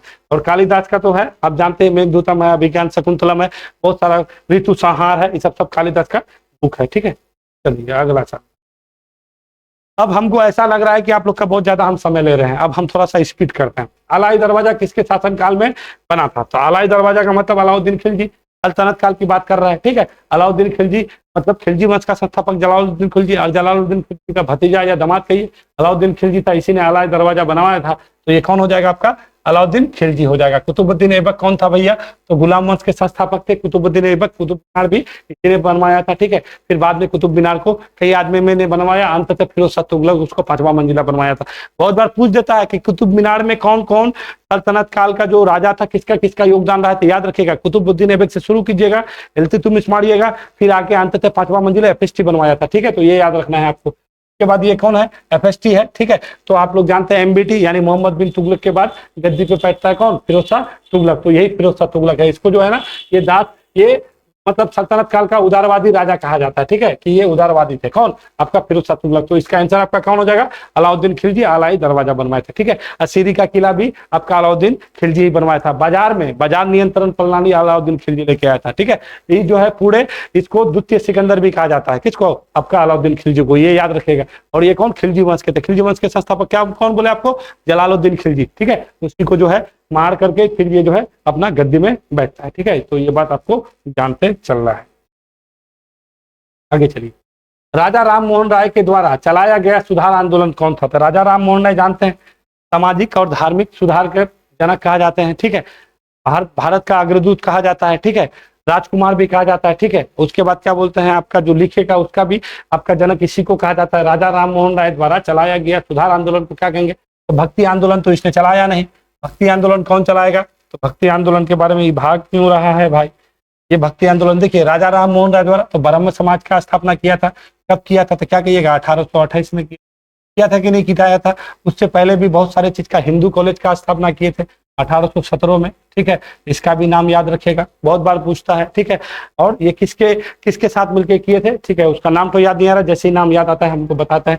एक अंग्रेज थे, ठीक है, उसके साथ मिलकर किए थे। उससे पहले जो है आपका और एक किए थे 1815 में जो है एक संगठन का, आपका उस संगठन का नाम क्या था आपका, हम इसके बारे में भूल क्यों रहे, थोड़ा सा भूल जा रहे हैं, यादें नहीं आ रहे नाम सब, ठीक है। तो 1815 में हाँ आत्मीय सभा का किए थे। कौन सभा का किए थे? आत्मीय सभा का किए थे, ठीक है, आत्मीय सभा का किए थे। और हाँ डेविड हियर थे, ये कौन थे? डेविड हियर थे, ये भी याद रखिएगा। डेविड हियर के सहायक से जो है कलकत्ता में हिंदू कॉलेज का स्थापना किए थे। ये बहुत बड़े समाज सुधार आधुनिक भारत का निर्माता भी कहा जाता है राजा राम मोहन राय। ये पाश्चात्य जो शिक्षा है ना उसका क्या थे? सपोर्टर में थे, ठीक है। मूर्ति पूजा का विरोध करते थे राजा राम मोहन राय, ये बात जान जाइएगा। मूर्ति पूजा के बहुत बड़े विरोध रहे हैं कौन? राजा राम मोहन राय। तो महाराजा राम मोहन राय के बारे में 2-3 चीज जान लीजिए, ठीक है। ब्रह्म समाज की स्थापना 1828 में, आत्मीय सभा का स्थापना 1815 में, डेविड हियर के सहायता से 1917 में। ये सब मुख्य चीज है। इसमें और भी बहुत सारे कुछ किए राजा राम मोहन राय द्वारा, ठीक है। तो ये मुख्य चीज आप, क्योंकि आपको थोड़ा सा ले चलते हैं हम स्पीड में, बहुत हो गया सोलो। थियोसॉफिकल सोसाइटी की स्थापना किसके द्वारा किया गया था? तो विलियम वोल्टस्की द्वारा किया था, मैडम वोल्टस्की। गोविंद रानाडे, एमजी रानाडे के बारे में बोले थे, महाराष्ट्र में जो है उदारवादी नेता थे, ठीक है। एमजी रानाडे डेक्कन एजुकेशन था एगो, ठीक है, आपका 1884 में स्थापना हुआ था। उसी के संस्थापक में से एक थे जो बाल गंगाधर तिलक थे, गोविंद रानाडे थे, साथ में मिलकर के लोग। और एनी बेसेंट पहली कांग्रेस की महिला बनने वाली थी 1917 में। कलकत्ता अधिवेशन कहाँ की थी? तो आयरलैंड की थी, ये याद रखेगा। भारत माता से के नाम से जाना जाता है। गांधी जी इसको जो है बसंती देवी का क्या दिया था? उपाधि दिया था, ठीक है। रामकृष्ण भंडारकर, इसका कोई रोल नहीं है। तो इसका आंसर आपका कौन हो जाएगा? मैडम वोल्टस्की हो जाएगा, ठीक है। थियोसॉफिकल सोसाइटी अडियार में इसका मुख्यालय था, ये बात आपको याद रखना चाहिए। गदर पार्टी का स्थापना कहाँ हुआ था? तो देखिए सैन फ्रांसिस्को एक जगह है, तो वो कहाँ पे है? आपका यूएसए में है। तो यहाँ पे कनाडा एवं यूएसए दिया है, तो उसी को लेके चलिए, ठीक है। लाला हरदयाल किए थे। सैन फ्रांसिस्को अमेरिका का प्रशांत महासागर वाला तट पे पड़ता है, ठीक है। सैन फ्रांसिस्को सॉफ्टवेयर का भी अब माना जाता है ना, ये भी अब ये बात आप लोग जानते हैं। प्रथम वर्ल्ड वार में ये जो है कनाडा की तरफ से यानी विदेशी में अपना स्वतंत्रता प्राप्ति करने के लिए इसका बहुत ज्यादा योगदान रहा है, ठीक है। तो लाला हरदयाल के बारे में जान जाइए, वही इसका स्थापना किए थे। कब किए थे? तो 1913 में कहिएगा, ठीक है। महात्मा गांधी ने भारतवर्ष में पहला सत्याग्रह कब प्रारंभ किया? तो आप लोग जानते हैं 1917 में महात्मा गांधी हमारे राष्ट्रपिता, ठीक है, वही जो है पहला सत्याग्रह किए थे। कहाँ पे? चंपारण में, ठीक है। वहीं पे नील जो आपका नील आंदोलन था ना, आप जानते हैं 3 कठिया प्रणाली, ठीक है ना। तो नील खेतीहरों को जो है प्रत्येक कट्ठा में 3 कट्ठा में करना ही पड़ेगा। इसी को लेके राजकुमार शुक्ल जी जो है गांधी जी से मिलने चले गए थे लखनऊ, ठीक है। और वहां जाके मिलते हैं, मिलने के बाद अपना दुख दर्द सुनाते हैं, ठीक है। और वहां से फिर जाके आके चलते हैं और 1917 में आते हैं पटना, पटना से मुजफ्फरपुर, फिर जाते हैं चंपारण। और यही ऐतिहासिक घटना रहता है, अभी बात जान लीजिए। और अंग्रेज को लास्ट में वापस करना पड़ता है और ये कानून को भी रद्द करना पड़ता है, ठीक। महात्मा गांधी सब हो जाएंगे चंपारण सत्याग्रह। खेरा सत्याग्रह कहाँ हो जाएगा आपका? खेरा सत्याग्रह भी था, एगो बरदौली था, तो बरदौली सत्याग्रह कहेगा तो क्या कहिएगा? सरदार वल्लभ भाई पटेल। और खेरा सत्याग्रह ये भी गांधी जी यहाँ पे किसानों के लिए ही करवाया गया था। अहमदाबाद, और कहेगा कि गांधी जी का पहला हड़ताल कहाँ था? तो अहमदाबाद जो है मिल मजदूरों के लिए, यहाँ पे भी लोग का बोनस बीमारी आ गया था, तो लोग का जो है ना बोनस में दे करके फिर इसको कटौती बोनस के लिए सबसे पहला हड़ताल करवाया गया था, ये याद रखिएगा। अहमदाबाद मिल।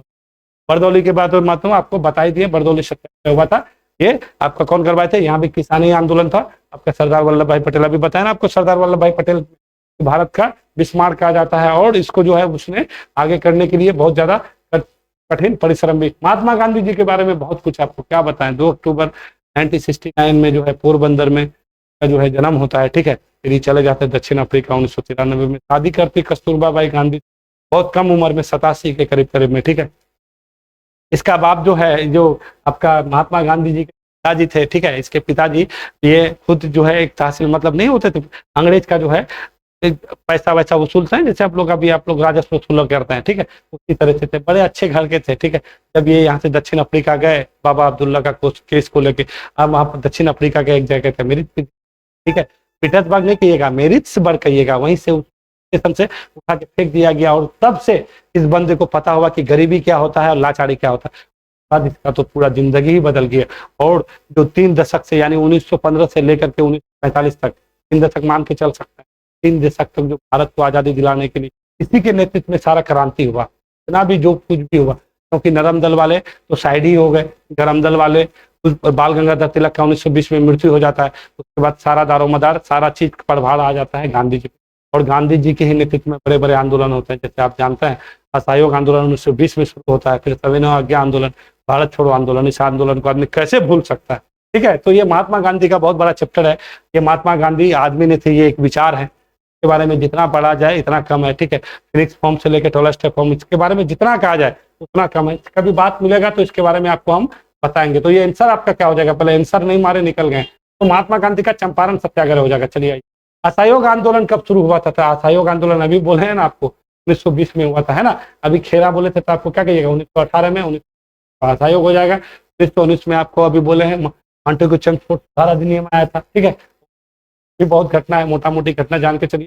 थोड़ा सा स्पीच करते हैं। इक्वाडोर को चिम्बारोजी ज्वालामुखी क्या है, तो मृत ज्वालामुखी, ज्वालामुखी का शांत हो जाएगा, परसुप्त हो जाएगा। शांत है तो एक तरह से शांत है, अब क्या हो गया, शांत हो गया हो, ये मारिए। परसुप्त मतलब क्या, अभी सुता हुआ है, फिर उठेगा ही, ठीक है। तो ये परसुप्त हो जाएगा, यानी ये मृत ज्वालामुखी, याद रखिएगा। इक्वाडोर का राजधानी कहाँ पे है? इक्वाडोर का राजधानी देखिए, दक्षिण अमेरिका का ये देश पड़ता है इक्वाडोर। दक्षिण को आपको है, हम थोड़ा सा बना के ही दिखा देता है, आने का जरूरत आएंगे। ये आपका देखिए बहुत गड़बड़ बना है, थोड़ा सा जान लीजिएगा, ठीक है। ये आपका यहाँ तक ऐसे करके चिली है, ठीक है। ये आपका चिली है। चिली के बाद में आपका ये पेरू है, ठीक है। पेरू का राजधानी लीमा है। और यहाँ पे ऊपर में आइएगा तो ये आपका ये ऐसे करके इक्वाडोर है।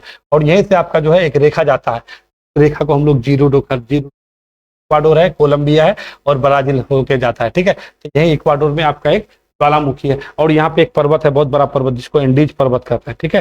एंडीज पर्वत याद रखिएगा। इसी एंडीज पर्वत से एक नदी निकलती है, जिसको नील नदी, विश्व की सबसे बड़ी नदी। लंबी नहीं, लंबी नदी कहेगा तो नील नदी मारिएगा। नील नदी का लंबाई कितना है? 6650 है। और इसका लंबाई कहेगा तो क्या कहिएगा? 6400 है। ये एंडीज पर्वत से निकलता है। और यहाँ पे एक बेलम घाटी है, वहीं पे अटलांटिक महासागर में आके अपने नदी मुहाना बनाता है। ये बात आपको याद रखना है। तो यहीं पे है आपका इक्वाडोर। तो उसी के बारे में पूछ रहा है। यहाँ पे ज्वालामुखी है, क्योंकि सबसे आपको बताया था ना, ये चिली है। यहाँ पे जो है एंडीज पर्वतमाला, इसका एक से एक ऊंची ऊंची यहाँ पे चोटी है। यहाँ पे आपका एक झील है, जिसको हनीमून लेक कहते हैं, ठीक है। उस हनीमून लेक का नाम आप लोग अच्छा से जानते होइएगा, ठीक है। यहाँ पे आपका दो देश के सीमा रेखा में है। आप कमेंट करके बताइए वो लेक का नाम क्या है, ठीक है। बता दीजिएगा तो समझ जाएंगे कि आप लोग पढ़ते हैं, और अच्छा से पढ़ना है, ठीक है। यही है। तो आपका इक्वाडोर चिम्बारोजी ज्वालामुखी निम्नलिखित कहाँ है? तो आपका इक्वाडोर में है, ठीक है। इक्वाडोर का राजधानी क्या बोले थे आपको? इक्वाडोर का राजधानी क्यूटो है ना। इक्वाडोर का राजधानी कहाँ हो जाएगा? क्यूटो है, ठीक है। चलिए आइए, विषुवत रेखा का है। विषुवत रेखा क्षेत्र के सघन वन लाभदायक होते हैं। देखिए अब क्या बोल रहा है कि विषुवत रेखा, अभी आपको हम बताया ना ये चीज। अभी आपको क्या बोले थे कि ये ब्राजील है, मान लो इसी को बनाता है, यही है, इसी को कि ज्यादा लंबा हो, वैसे करके चलिए गड़बड़ हो गया। यहाँ पे वेनेजुला है, उसके बगल में ये वाला देखें, ये कोलंबिया होगा। यहाँ पे एक पद विषुवत रेखा का मतलब ये हुआ, कर्क और मकर रेखा के बीच जो भी एरिया पड़ेगा, वो एरिया में सूरज की रोशनी हमेशा गिरेगी। यानी सूरज की रोशनी लंबवत जहाँ पे गिरेगा, तो वहां पे क्या होगा? टेम्परेचर अधिक होगा। यदि टेम्परेचर अधिक होगा तो दाब कम होगा, और जब जब दाब कम होगा, टेम्परेचर अधिक होगा, तो वहां पे बारिश अधिक होगा। क्योंकि यही टेम्परेचर और प्रेशर में पूरा विश्व टिका हुआ है। ये जो पानी, सूखा, बर्फ जो देख रहे हैं ना, बस ये तीन चीज को समझ जाइए, सब चीज कॉन्सेप्ट क्लियर है आपका कि कहाँ पानी होगा, कहाँ नहीं होगा। और ये चीज समझ जाइए कि यहाँ पे कर्क रेखा और इधर से ऐसे निकलता है मकर रेखा, और ये आपका 0 डिग्री, ठीक है। ये पूरा मैप को समझ जाइए। यानी सूरज की रोशनी हमेशा कहाँ पे? कर्क रेखा से मकर रेखा के बीच ही रहता है। साल भर में ये बस चलता रहता है। जैसे हम लोग बोलते हैं ना, विषुवत रेखा पे सूरज ये जो है 2 बार आता है, तो कितना हम लोग मारते हैं ना, 21 सितंबर और 22 सितंबर और 23 मार्च मारते हैं ना। तो यही बात याद रखना है आपको, 21 मार्च और 23 सितंबर। एक डेट थोड़ा हेर फेर रखिएगा, कोई बात नहीं, कहीं पे आपको 22 मार्च मिलेगा तो आप 21 मार्च और 23 सितंबर रखिएगा। ये 2 बार जो है विषुवत रेखा के पास आता है। यानी इसका चलन यही है, एक बार यहाँ से यहाँ पे आएगा तो कब आएगा? सितंबर में आएगा, फिर यहाँ पे जनवरी में पे आता है, फिर ये 21 मार्च में आता है, फिर यहाँ पे आपका सितंबर। यानी यही चलता रहता है। सूर्य, अब जहां पे सूरज की रोशनी हमेशा गिरेगा, तो वहां पे क्या होगा? स्वाभाविक है गर्मी होगा। और जब गर्मी होगा तो निम्न प्रेशर का बेल्ट बनेगा, और जब निम्न प्रेशर का बेल्ट बनेगा तो कोई भी हवा क्या करता है? उच्च प्रेशर से निम्न प्रेशर की तरफ जाता है, और वहां की हवा गर्म होकर के क्या होगा? ऊपर उठेगा। और जब गर्म होगा, वहां पे जल क्षेत्र होगा। जब गर्म होकर कोई भी हवा चलेगा, तो जल क्षेत्र से अपना नमी उसमें अवशोषित करेगा कि नहीं? जब नमी अवशोषित करके वो जब ऊपर जाएगा, तो ऊपर में जाके आप लोग जानते हैं कि ऊपर जाने के बाद हवा क्या होता है? ठंडा होता है। जब हवा ठंडा हो जाएगा तो संघनित हो जाएगा, और सब जब संघनित हो गया तो ये समझ जाइए कि एक जगह बनने लगेगा, बादल बनने लगेगा, फिर संघनित होकर के वहां से बरसने लगता है। तो कहने का तात्पर्य ये हुआ कि जहां पे धूप होगा, यानी जहां पे सूरज की रोशनी गिरेगी, और वहां पे हमेशा बारिश का मौसम। इसी वजह से विषुवत रेखा के पास यहाँ पे दुनिया विश्व की सबसे बड़ी जंगल है, ठीक है, जिसको विश्व का फेफड़ा भी कहा जाता है, अमेजन जंगल को, ठीक है। और ये आपका यहीं पे पड़ता है, चिली में, कोलंबिया में, चिली में, कोलंबिया, इक्वाडोर, ब्राजील, वेनेजुला को छोड़ दीजिएगा। ये टोटल ये टोटल आपका पेरू, ये पूर्ण आपका किस में आता है, ये आपका इसी में आता है, समझे। और यहाँ पे हमेशा बारिश होता है बहुत ज्यादा, यहाँ पे अगर जंगल में आग लग जाता है तो बुझा नहीं सकते हैं, ठीक है। अभी इसी में थोड़ा सा हस्तक्षेप हो रहा था, मानवीय गतिविधि बढ़ रहा है, तो अभी सरकार यहाँ पे अमेजन एक ये आपका सबमिट किया गया था कि नहीं इसको थोड़ा सा बचाना पड़ेगा, अगर यहाँ अमेजन के जंगल नष्ट हो जाएगा तो दुनिया में संकट हो जाएगा। अभी ऐसे भी जलवायु परिवर्तन लेके बहुत बड़ा घटना चल जा रहा है। देखिए हम बहुत ज्यादा लंबा जा रहे हैं, इतना ज्यादा हम लंबा जाना चाहते नहीं है, तो यही आपका है। तो अब देखिए कर्क रेखा भी हम लोग के भारत के बीचों बीच से गुजरता है, जानते हैं कहाँ से शुरू, गुजरात से शुरू की, गुजरात, राजस्थान, मध्य प्रदेश, छत्तीसगढ़, झारखंड, पश्चिम बंगाल, फिर आपका त्रिपुरा, मिजोरम, यानी 8 स्टेट से गुजरता है, बीचों बीच गुजरता है। अब बीचों बीच गुजरने की वजह से देखिए हम लोग को भी भारत में बराबर बारिश मिल ही जाता है ना, तो बीचों बीच गुजरता है। तो ऊपर में तो नहीं है पानी, ऊपर में क्योंकि ठंडा हो जाएगा, आपको क्या बोले कर्क रेखा और मकर रेखा के बीच हमेशा सूरज की रोशनी पड़ती है, तो ये वाला हम लोग विषुवत रेखा के ऐसे भी नजदीक है। यहाँ पे देखिएगा केरल ऐसे करके है, यहाँ पे अब मुख्य भूमि में 8 डिग्री 4 मिनट में हम लोग का है मुख्य भूमि में, और यहाँ पे आइएगा तो 6.4 वो तो अलग हो जाएगा, आपको वहां नहीं जाना है। यहाँ पे मुख्य भूमि से कन्याकुमारी है ना, यहाँ से विषुवत रेखा गुजरता है कि नहीं गुजरता है, तो ये सारा चीज है इसी वजह से। और यहाँ पे हम लोग का मानसूनी हवाएं चलती है कि नहीं है, तो मानसूनी हवा की वजह से हम लोग को क्या बारिश प्राप्त होता है। अगर हम लोग के यहाँ पे धूप नहीं होता, यहाँ पे निम्न प्रेशर का बेल्ट नहीं बनता, तो इधर से हवा आता। अब कहीं पे भी लो प्रेशर होगा तो वहां से क्या हवाएं क्या करता है, उच्च प्रेशर से निम्न प्रेशर। आप देखिए आपका कोई भी चीज अगर जहाँ पे लो प्रेशर निम्न था, मतलब दाब अगर कम हो जाएगा तो हवा क्या होगा, वहां से वहां जाएगा। चक्रवात में नहीं देखते हैं जहाँ पे निम्न दाब हो जाता है वहां पे दूसरे बाहर से हवा भरने में के लिए चला जाता है, तो वैसा ही है। अब यहाँ पे धूप पड़ा, ठीक है, और धूप पड़ने की वजह से क्या हो गया, यहाँ से हवा ऊपर उठे इधर जाने लगता है और यहाँ का हवा उठेगा, और यहाँ पे बंगाल की खाड़ी में क्या है आपका, इधर आपका पानी क्षेत्र पड़ता है, इधर भी पानी क्षेत्र, इधर आपका ये क्या है आपका अरब सागर, ये बंगाल की खाड़ी है। अब पानी मिलेगा, इधर से हवा यहाँ पे जाएगी तो पानी होते हुए भी जाएगा, जल क्षेत्र है, और जल क्षेत्र से कोई भी गर्म हवा जाएगा तो स्वाभाविक है नमी ले लेगा, है कि नहीं। जब नमी लेके आगे जाएगा ऊपर में उठेगा तो बारिश। तो ये है थोड़ा मोड़ा बारिश का कंसेप्ट, आपको हम वर्षन बताएंगे, ठीक है। वर्षन कैसे होता है, वर्षन का क्या कहानी है, ये सारा चीज बताएं। तो यही हो गया विषुवत रेखा क्षेत्र में सघन वन वाला लाभ। देख किसके लिए होगा, कृषि के लिए होगा, खनिज पदार्थ के लिए होगा, इमारती लकड़ी के लिए होगा, जड़ी बूटी के लिए होगा। तो आपको क्या बता देना है, ये आपको बता देना है इमारती लकड़ी के लिए होगा। किसके लिए होगा, देखिए बहुत सारे जगह में इमारती लकड़ी नहीं भी मिलता है। अमेजन नदी घाटी में आपको बता देते हैं बहुत सारा वन ऐसा भी है जहाँ पे सिर्फ झाड़ी है, मगर बहुत सारा वन में है कि जो इमारती लकड़ी भी मिलता है, जड़ी बूटी भी मिलता है, मगर मुख्यतः आप इमारती लकड़ी मार सकते हैं। अगर आपको इन सब भी और दोनों रहता तो आप दोनों को मार सकते थे, ठीक है। तो ये आपको जान लेना है। आगे में क्या है, आप ग्लास हाउस। देखिए अब ग्लास हाउस क्या है, आप लोग जानते हैं ग्लास हाउस क्या बोलता है। जैसे मान लीजिए कि हमको कोई सब्जी उगाना है, धूप वहां पे चाहिए, ठीक है। अब धूप चाहिए, वहां पे धूप पड़ता नहीं, थोड़ा मोड़ा धूप पड़ा, अगर वहां पे आपका कार्बन डाइऑक्साइड पहुंच जाएगा उसको कैप्चर करने के लिए, उसी को बोलता है ना ग्लास हाउस। तो आपको कैसा प्रदेश चाहिए, तो मरुस्थल चाहिए, नहीं चाहिए वहां तो ऐसे ज्यादा धूप पड़ेगा, क्योंकि जहाँ पे धूप पड़ेगा वहां पे मरुस्थल होगा। पश्चिम आपको अफ्रीका पता है ना, अफ्रीका का जो है सारा मरुस्थल विश्व का सबसे बड़ा मरुस्थल हम लोग का थार रेगिस्तान भी है, क्योंकि राजस्थान से होके आपका मकर रेखा गुजरता है। अभी आपको बोले तो जहाँ पे धूप गिरेगा तो वहां पे मरुस्थल होगा। अब जल क्षेत्र है नहीं तो वहां पे क्या होगा, जहाँ जल क्षेत्र होता है तो वहां पे बारिश हो जाता है, मरुस्थल का विकास नहीं होता है। अब जहाँ पे जल क्षेत्र नहीं, वहां पे गर्म हवा रह के ऊपर जाकर के, क्योंकि बारिश होने के लिए जल क्षेत्र भी जरूरी चाहिए।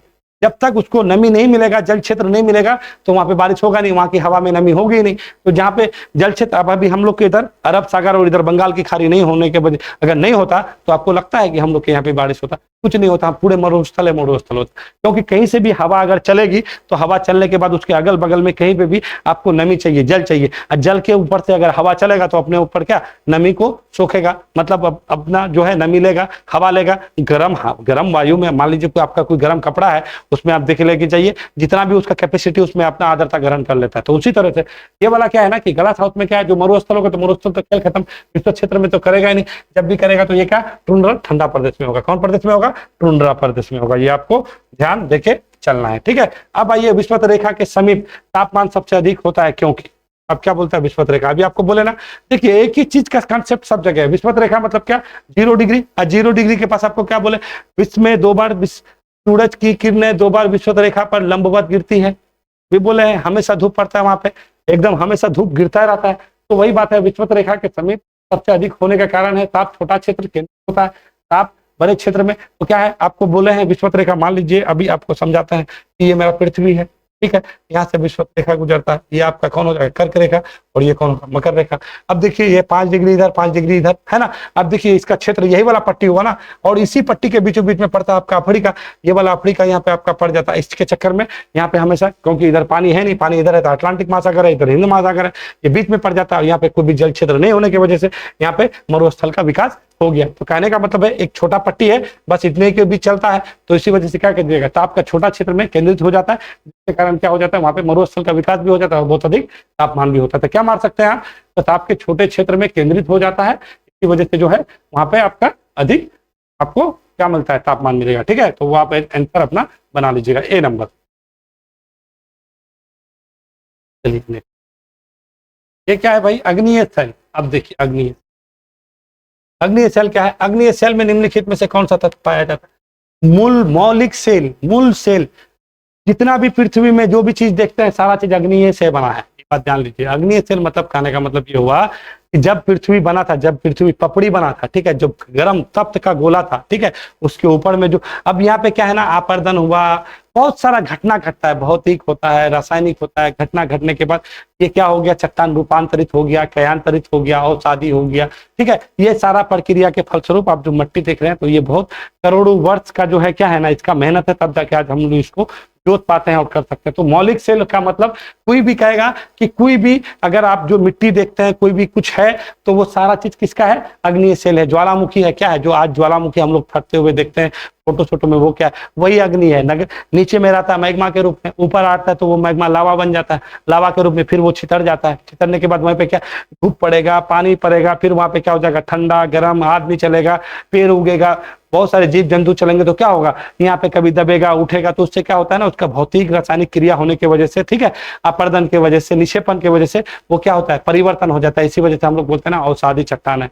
तो वो क्या होता है, अवसाद, उसमें कुछ चीज जमा हो गया। मान लीजिए कोई चट्टान है, उसमें कुछ जीव जंतु है, हम ही लोग हैं, अब वहां मर गए, मरने के बाद चप गए, चपने के बाद फिर ऊपर से आके कुछ ढक दिया, तो वो क्या हो गया, ऐसी जगह को हम लोग क्या बोलते हैं, अवसादी चट्टान है। और उसी अवसादी चट्टान से पेट्रोलियम निकलता है कि नहीं, हम लोग बोलते हैं ना अवसादी चट्टान से। अब वही, अब उसका रूप चेंज हो गया, तो उसी को रूपांतरित बोलते हैं, कायांतरित। मगर मौलिक सेल आपका कहेगा तो क्या कहिएगा, अग्निय सेल से ही सब चट्टान बनता है। ये बात एकदम दिमाग में बैठा देना है, अग्निय सेल नहीं होगा तो कुछ नहीं होगा। ज्वालामुखी जो भी चीज बना अग्निय। अब बाकी बचा ये बाद में इसका आपको बताएंगे कैसे कैसे बलुआ पत्थर होता है, कैसे आपका ग्रेनाइट होता है, ग्रेनाइट नीस में चेंज होता है, ठीक है, बेसाल्ट सिस्ट में चेंज होता है, ठीक है, संगमरमर में चेंज हो जाएगा चूना पत्थर।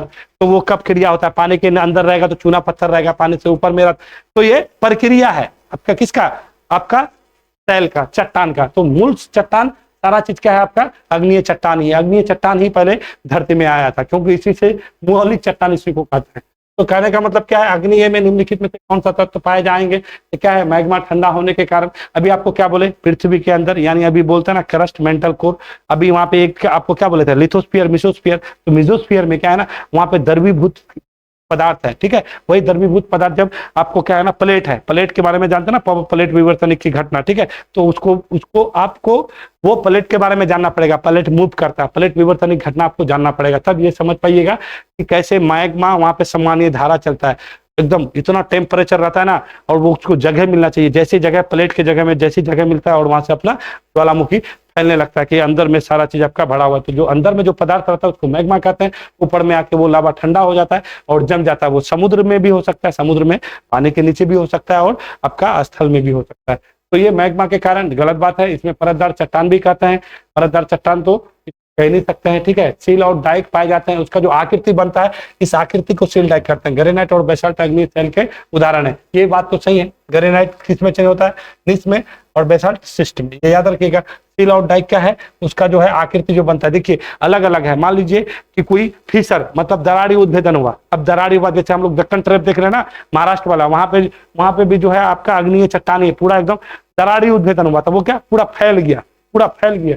तो ऐसे में अलग अलग आकृति होता है। जैसा जैसा उसका ज्वालामुखी का छेद होगा उसी तरह का होगा। जिसमें सिलिका अधिक होगा तो वो चिपचिपा क्या हो जाएगा, कम होगा, और कम होने के ज्यादा फैल जाएगा। जिसमें अधिक होगा तो उसी का जैसे जैसे होता है वही होता है। तो आपको सील और डाइक क्या है, उसका आकृति का रूप है। ग्रेनाइट और बेसाल्ट अग्निय चट्टान के सेल है।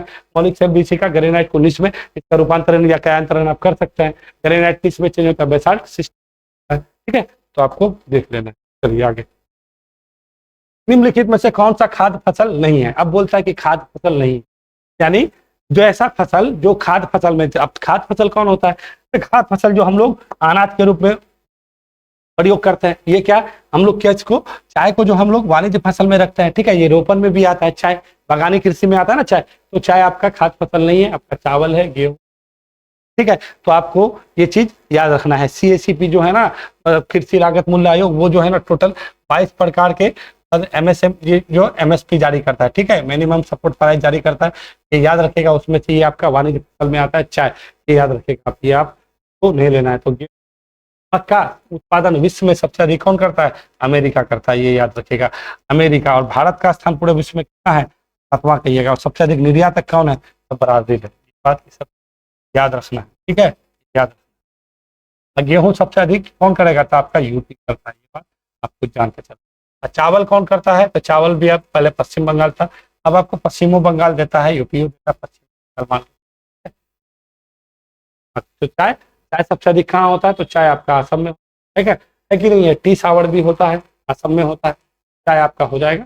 चलिए 20 क्वेश्चन हो गया, आज ये छोड़ दिया जाएगा। निम्नलिखित में से कौन सा कारक विषम जलवायु कारक के लिए मुख्यतः उत्तरदायी है? तो क्या हो जाएगा? धरातल से ऊंचा, महासागरीय धाराएं, सागर से दूरी, अक्षांश। देखिए ये थोड़ा चीज समझने वाला बात है, ज्योग्राफी है तो इसको तो हम बेशक हम इस पे करेंगे। देखिए इसमें क्या होता है, निम्नलिखित में से कौन सा कारक विषम जलवायु प्रकार के लिए मुख्य उत्तरदायी है? धरातल से ऊंचाई, महासागरीय धाराएं, सागर से दूरी, अक्षांश। ये देखिए ये कारक अगर लीजिएगा तो लगभग लगभग सारा कारक है, मगर मुख्यतः कारक देखिएगा तो आपका क्या हो जाएगा? अभी आपको क्या बोले हैं? महासागरीय धाराएं भी, अक्षांश, मगर सागर से दूरी बहुत मैटर करता है। निम्नलिखित में से कौन सा कारक विषम जलवायु, सागर से जितना हम दूरी होंगे उतना हम लोग का जो है जलवायु में परिवर्तन होगा। क्योंकि अभी आपको बोले हैं कि अगर हीट पड़ता है, सूरज की किरण पड़ता है, रोशनी पड़ता है, उस रोशनी में अगर अगल बगल में क्षेत्र नहीं होगा, पानी नहीं होगा, तो अब गर्म वायु अपना आर्द्रता कहाँ से सोखेगा? सोखेगा नहीं लेगा। तो ये आपका सूरज की सागर से दूरी बहुत मैटर करता है, महासागरीय धारा भी बहुत मैटर करता है। आप लोग को जानते हैं महासागर में अलग अलग धाराएं चलता है, ठीक है, प्रशांत महासागर का अलग धारा है, हिंद महासागर का अलग है, अटलांटिक महासागर का अलग है, अलग अलग धाराएं चलता है, अक्षांश भी मैटर करता है। अगर इसमें सबसे सटीकता अगर कहिएगा तो आप महासागरीय धाराएं मारिए या सूरज सागर से दूरी मारिए। महासागरीय धाराएं लीजिए, ठीक है, सागर से दूरी नहीं होगा, महासागरीय धाराएं मारिए। क्योंकि आप देखिएगा जैसे आप महाद्वीप पढ़िएगा तो महाद्वीप के हमेशा पूर्वी तट में ना होकर के पश्चिमी तट पे ही ज्यादा बारिश होता है, ठीक है, यानी वर्षा होता है। तो कहने का मतलब है पर पृथ्वी किधर से किधर घूमता है? देखिए ये कंसेप्ट को अगर समझ गए तो सब कुछ सही हो गया, ठीक है। ये मान लीजिए ये पश्चिम है, ये पूरब है, तो पृथ्वी का घूमना किधर से होता है? पश्चिम से पूरब। अब जब पृथ्वी आपका पश्चिम से पूरब घूमेगा, पश्चिम से किधर घूमेगा? पूरब घूमेगा, तो उधर जो भी और पृथ्वी के चारों बगल में क्या है? स्थल है, यानी तो फिर सागर है, यानी पानी है। अब जब आप मान लीजिए आप आप गाड़ी में बैठते हैं, गाड़ी में बैठते हैं ना, मान लीजिए आप बस पे जा रहे हैं, जैसे गाड़ी आपका चलने लगता है तो आपके पीछे की ओर झूमने लगता है। तो कोई भी चीज, अब पृथ्वी क्या करता है? घूमता है। अब पृथ्वी जब घूमेगा तो उसके ऊपर में जो भी चीज रहेगा, जो तरल अवस्था में रहेगा, तो उसके विपरीत चलेगा कि नहीं चलेगा? तो उसके ये जैसे पूरब से पश्चिम चलता है, तो उसी के विपरीत ये जो जलधाराएं हैं, जितना भी समुद्र है, जितना भी महासागर देख रहे हैं, वो जलधारा उसके विपरीत घूमने लगता है। यानी इसका दिशा क्या होता है आपका? पूरब से पश्चिम, यानी ये पश्चिम से पूरब, तो ये पूरब से पश्चिम। इसी कारण से है कि आप जो जितने भी महादेश देख रहे हैं, महादेश का जो है आपका कौन सा वाला भाग? पश्चिमी भाग, ठीक है। ये जैसे मान लीजिए ये देख रहे हैं ना, ये मान लीजिए अपना अफ्रीका है, अमेरिका, कुछ भी है, ये अपना भारत है या कुछ भी है, आप जो भी ले लीजिए, ठीक है। तो आपका क्या है ना, ये वो इस साइड में हमेशा ज्यादा बारिश कराएगा, इस साइड में नहीं कराएगा, यानी पूर्वी भाग में ज्यादा कराएगा, पश्चिमी भाग में ज्यादा वो बारिश नहीं कराएगा। तो ये बात आपको कंसेप्ट थोड़ा सा समझ के चलना है, ठीक है। तो ये बहुत बार आपका मैटर करता है, ये तो एकदम समझ के ही चलना है। कौन सा जलवायु प्रकार के? तो महासागरीय धारा बहुत ज्यादा मैटर करता है। जैसे हम लोग पढ़ते हैं ना जी, गल्फ स्ट्रीम है, इधर से आइएगा तो आपका बहुत सारा धारा है, ठीक है, रेनेल जल धारा है, फिर आपका क्यूराइल है, ठीक है, एटाइल की जल धारा है, गरम जल धारा और ठंडी जल धारा, उधर से लेब्राडोर की जल धारा है, इधर से गल्फ स्ट्रीम की जल धारा है, ये सब जाके मिल जाता है वहां पे डागा। तो ये गल्फ, ये आपका जल धारा बहुत मैटर करता है पृथ्वी के घूर्णन के दिशा पे, ठीक है ना। चलिए आगे बढ़। जनगणना 2001 के अनुसार निम्नलिखित में से महिला साक्षरता प्रतिशत अभी भी केरल में है और वैसे भी केरल है, तो ये बात आपको जानते चलना है। अब देखिए जनगणना ये तो 2001 का है, तो हमको 2001 का नहीं चलना है, अभी फिलहाल जो है हुआ है वो ले चलना है। 2011 का जनगणना लेकर चलते हैं। 2011 में कहेगा कि भारत का टोटल साक्षरता दर कितना है, तो क्या कहिएगा? 74.0 4 है, ये रखना। कहेगा कि पुरुष का कितना था, क्या कहिएगा 82.14 है। महिला का कहेगा तो क्या कहिएगा 65.4। ये बात आपको याद रहना चाहिए, क्योंकि यहाँ से आपका क्वेश्चन पूछ सकता है। सबसे अधिक साक्षरता कहाँ है, तो केरल में। कितना है, तो याद रख लीजिएगा 93.91। ये बात आपको याद रखना है। सबसे कम साक्षरता कहाँ है, तो बिहार में। कितना है, 61.08 है। इसका अलग अलग कहीं पे देता है 63, कहीं पे देता है 61, तो आप इसी को याद रखेगा 61। ठीक है, अलग अलग डाटा है इसका। तो 93.91 है आपका टोटल जो केरल में। अब यहीं पे क्या क्या सबसे अधिक साक्षर जिला कौन है, तो एक जगह है, एक स्टेट है मिजोरम। ठीक है, मिजोरम का एक डिस्ट्रिक्ट है सिरसिप जिला, तो सिरसिप को भी याद रखिएगा। ठीक है, वो आपका सबसे अधिक लिटरेसी वाला जिला है। सबसे कम पढ़ा लिखा जिला कौन सा हो जाएगा, तो अलीराजपुर है, वो आपका मध्य प्रदेश में होता है। ये भी बात आपको याद रखना है, ये जिला है। और केंद्र शासित प्रदेश में सबसे अधिक कहेगा तो लक्षद्वीप ऐसा है जो सबसे अधिक साक्षर मतलब केंद्र शासित प्रदेश में आता है। और राज्य में कहेगा तो आपको केरल को मार देना है। ठीक है, तो ये दोनों चीज आपको थोड़ा मोड़ा बताने का प्रयास किए, ज्यादा हम जनगणना पे जाएंगे नहीं, ज्यादा जाएंगे तो लंबा चला जाएगा, ऐसे भी आप ज्यादा दूर जाना चाह नहीं रहे। ठीक है, चलिए नेक्स्ट। लिग्नाइट किस प्रकार का कोयला है, देखिए आप लिग्नाइट कोयला कई प्रकार का जानते हैं आप लोग। पीट कोयला है, लिग्नाइट है, ब्यूटुमिनस है, एंथ्रासाइट है ना, ये सब क्या है। और ये सब कहाँ से, अवसादी चट्टान अभी बोले क्या, मतलब कहने का मतलब है कुछ चट्टान है। अब कोई युग में तो रहा होगा, हम लोग पढ़ते हैं ना अलग अलग युग है, सेनोजोइक, मेसोजोइक, पेलियोजोइक, इयोजोइक, ये सब क्या है, युग है। पहला कल्प, द्वितीय, तृतीय, चतुर्थ कल्प, ये कल्प है। तो अलग अलग समय में हम लोग खुद गोंडवाना लैंड के भाग हैं। गोंडवाना लैंड कहाँ से, पहले है ना एक अंगोरा लैंड, एक गोंडवाना लैंड। ठीक है, तो गोंडवाना लैंड जहाँ पे अभी आपको क्या बोले कि अधिक जहाँ पे गर्मी होगा तो वहाँ पे ज्यादा बारिश होगा, जहाँ ज्यादा बारिश होगा वहाँ पे ज्यादा पेड़ पौधा होगा, और जहाँ पे ज्यादा पेड़ पौधा होगा तो वो कभी ना कभी विनाश जरूर हुआ होगा। विनाश होने के बाद अंदर में दबा होगा, फिर उसके ऊपर में कुछ बना होगा, तो वो चट्टान लाखों करोड़ों वर्ष रहने के बाद वो चीज, जो भी चीज अंदर, वो वहां पे जीव जंतु जो भी चीज गिरा वो क्या कोयले के रूप में आ जाता है या पेट्रोल के रूप में। अवसादी चट्टान में क्या है, ये सारा जीवाश्म, जितना भी जीवाश्म है वो कहाँ से मिलता है, अवसादी चट्टान में मिलता है। ठीक है, तो उसी अवसादी, देखिए उसी अवसादी चट्टान में आपका कोयला मिलता है, वहीं से आपका मिलता है कोयला। ठीक है, और हम लोग सबसे अधिक जो कोयला हम लोग बोलते हैं ना, गोंडवाना लैंड के क्रम के चट्टान से सबसे अधिक क्या करते हैं, कोयला निकालते हैं, ये गोंडवाना लैंड है। ठीक है, तो क्या बोलते हैं लिग्नाइट कोयला किस प्रकार, सबसे पहली बात जानिए कि इस लिग्नाइट कोयला को भूरा कोयला कहता है। कौन कोयला कहता है, भूरा कोयला कहेंगे।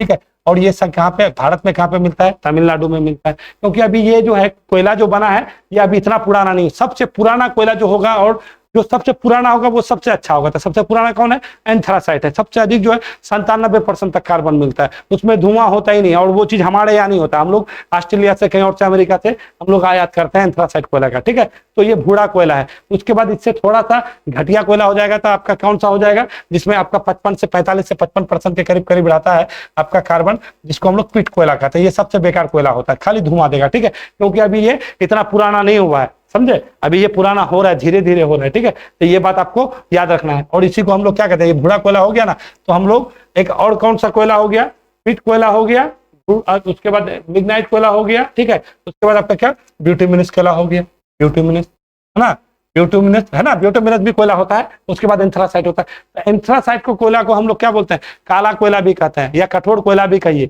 बहुत ज्यादा कठोर होता है, उसमें कार्बन सबसे अधिक होता है। अब ब्यूटुमिनस कोयला को, इस कोयला को हम लोग क्या कहेंगे, जैसे इसको भूरा कोयला कहे ना, तो इस कोयला का नाम क्या है, इसको मुलायम कोयला कहेंगे। ये भूरा है तो ये मुलायम कोयला है, और क्या, तो कौन कहेंगे, मुलायम कोयला।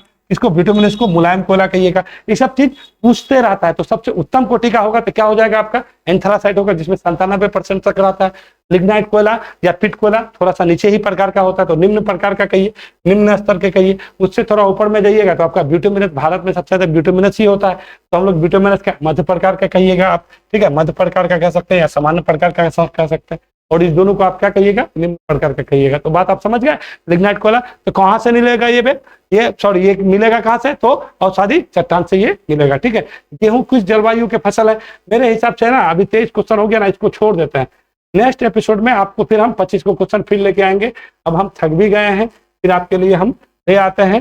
ठीक है, अभी इतना छोड़ देते हैं क्योंकि ज्यादा हो गया है, बोलते बोलते थक गए। आज बहुत आराम से आपका सेट कराएं, फिर 25 क्वेश्चन लेके आएंगे हम 2-3 घंटा बाद, फिर आपको अपलोड करते हैं। पहले ये 25 क्वेश्चन कीजिए, 23 क्वेश्चन हुआ है ना, फिर आगे हम लोग करके लेके आते हैं। वीडियो देखिए, जो भी बोले उसको समझने का प्रयास कीजिए, कॉपी कलम जो भी बात बोले सब एग्जाम में पूछा है, बस इतना समझ जाइए। आपको जो भी अभी बोले ना, भूरा कोयला, मुलायम कोयला, कठोर कोयला, काला कोयला, कितना % कार्बन, ये सब कुछ पूछा हुआ है। कहाँ से निकलता है, अवसादी चट्टान क्या होता है, अग्नि चट्टान क्या होता है, रूपांतरित क्या होता है, क्यांतरित क्या होता है, बैसाल्ट किस में चेंज होता है, ग्रेनाइट किस में चेंज होता है, ये सारा पूछा हुआ है। ठीक है, तो आप जो भी बोलते हैं सबको याद करते चलना है, समझते चलना, तब आपके एग्जाम के लिए महत्वपूर्ण है। कोई भी एग्जाम हो, आप ये बिहार पुलिस दीजिए या कोई भी एग्जाम दीजिए, क्वेश्चन उठा के देखिएगा, कहिएगा कि पूरा सरकार लड़ रहा है, आपको मिलना ही मिलना है, नहीं मिलने का कोई सवाल है ना है। ठीक है, तो चलिए देख बनाते हैं, फिर दूसरा एपिसोड में ले आते हैं, पहले इसको देखिए, फिर 2-3 घंटा में आपको करते नया वीडियो।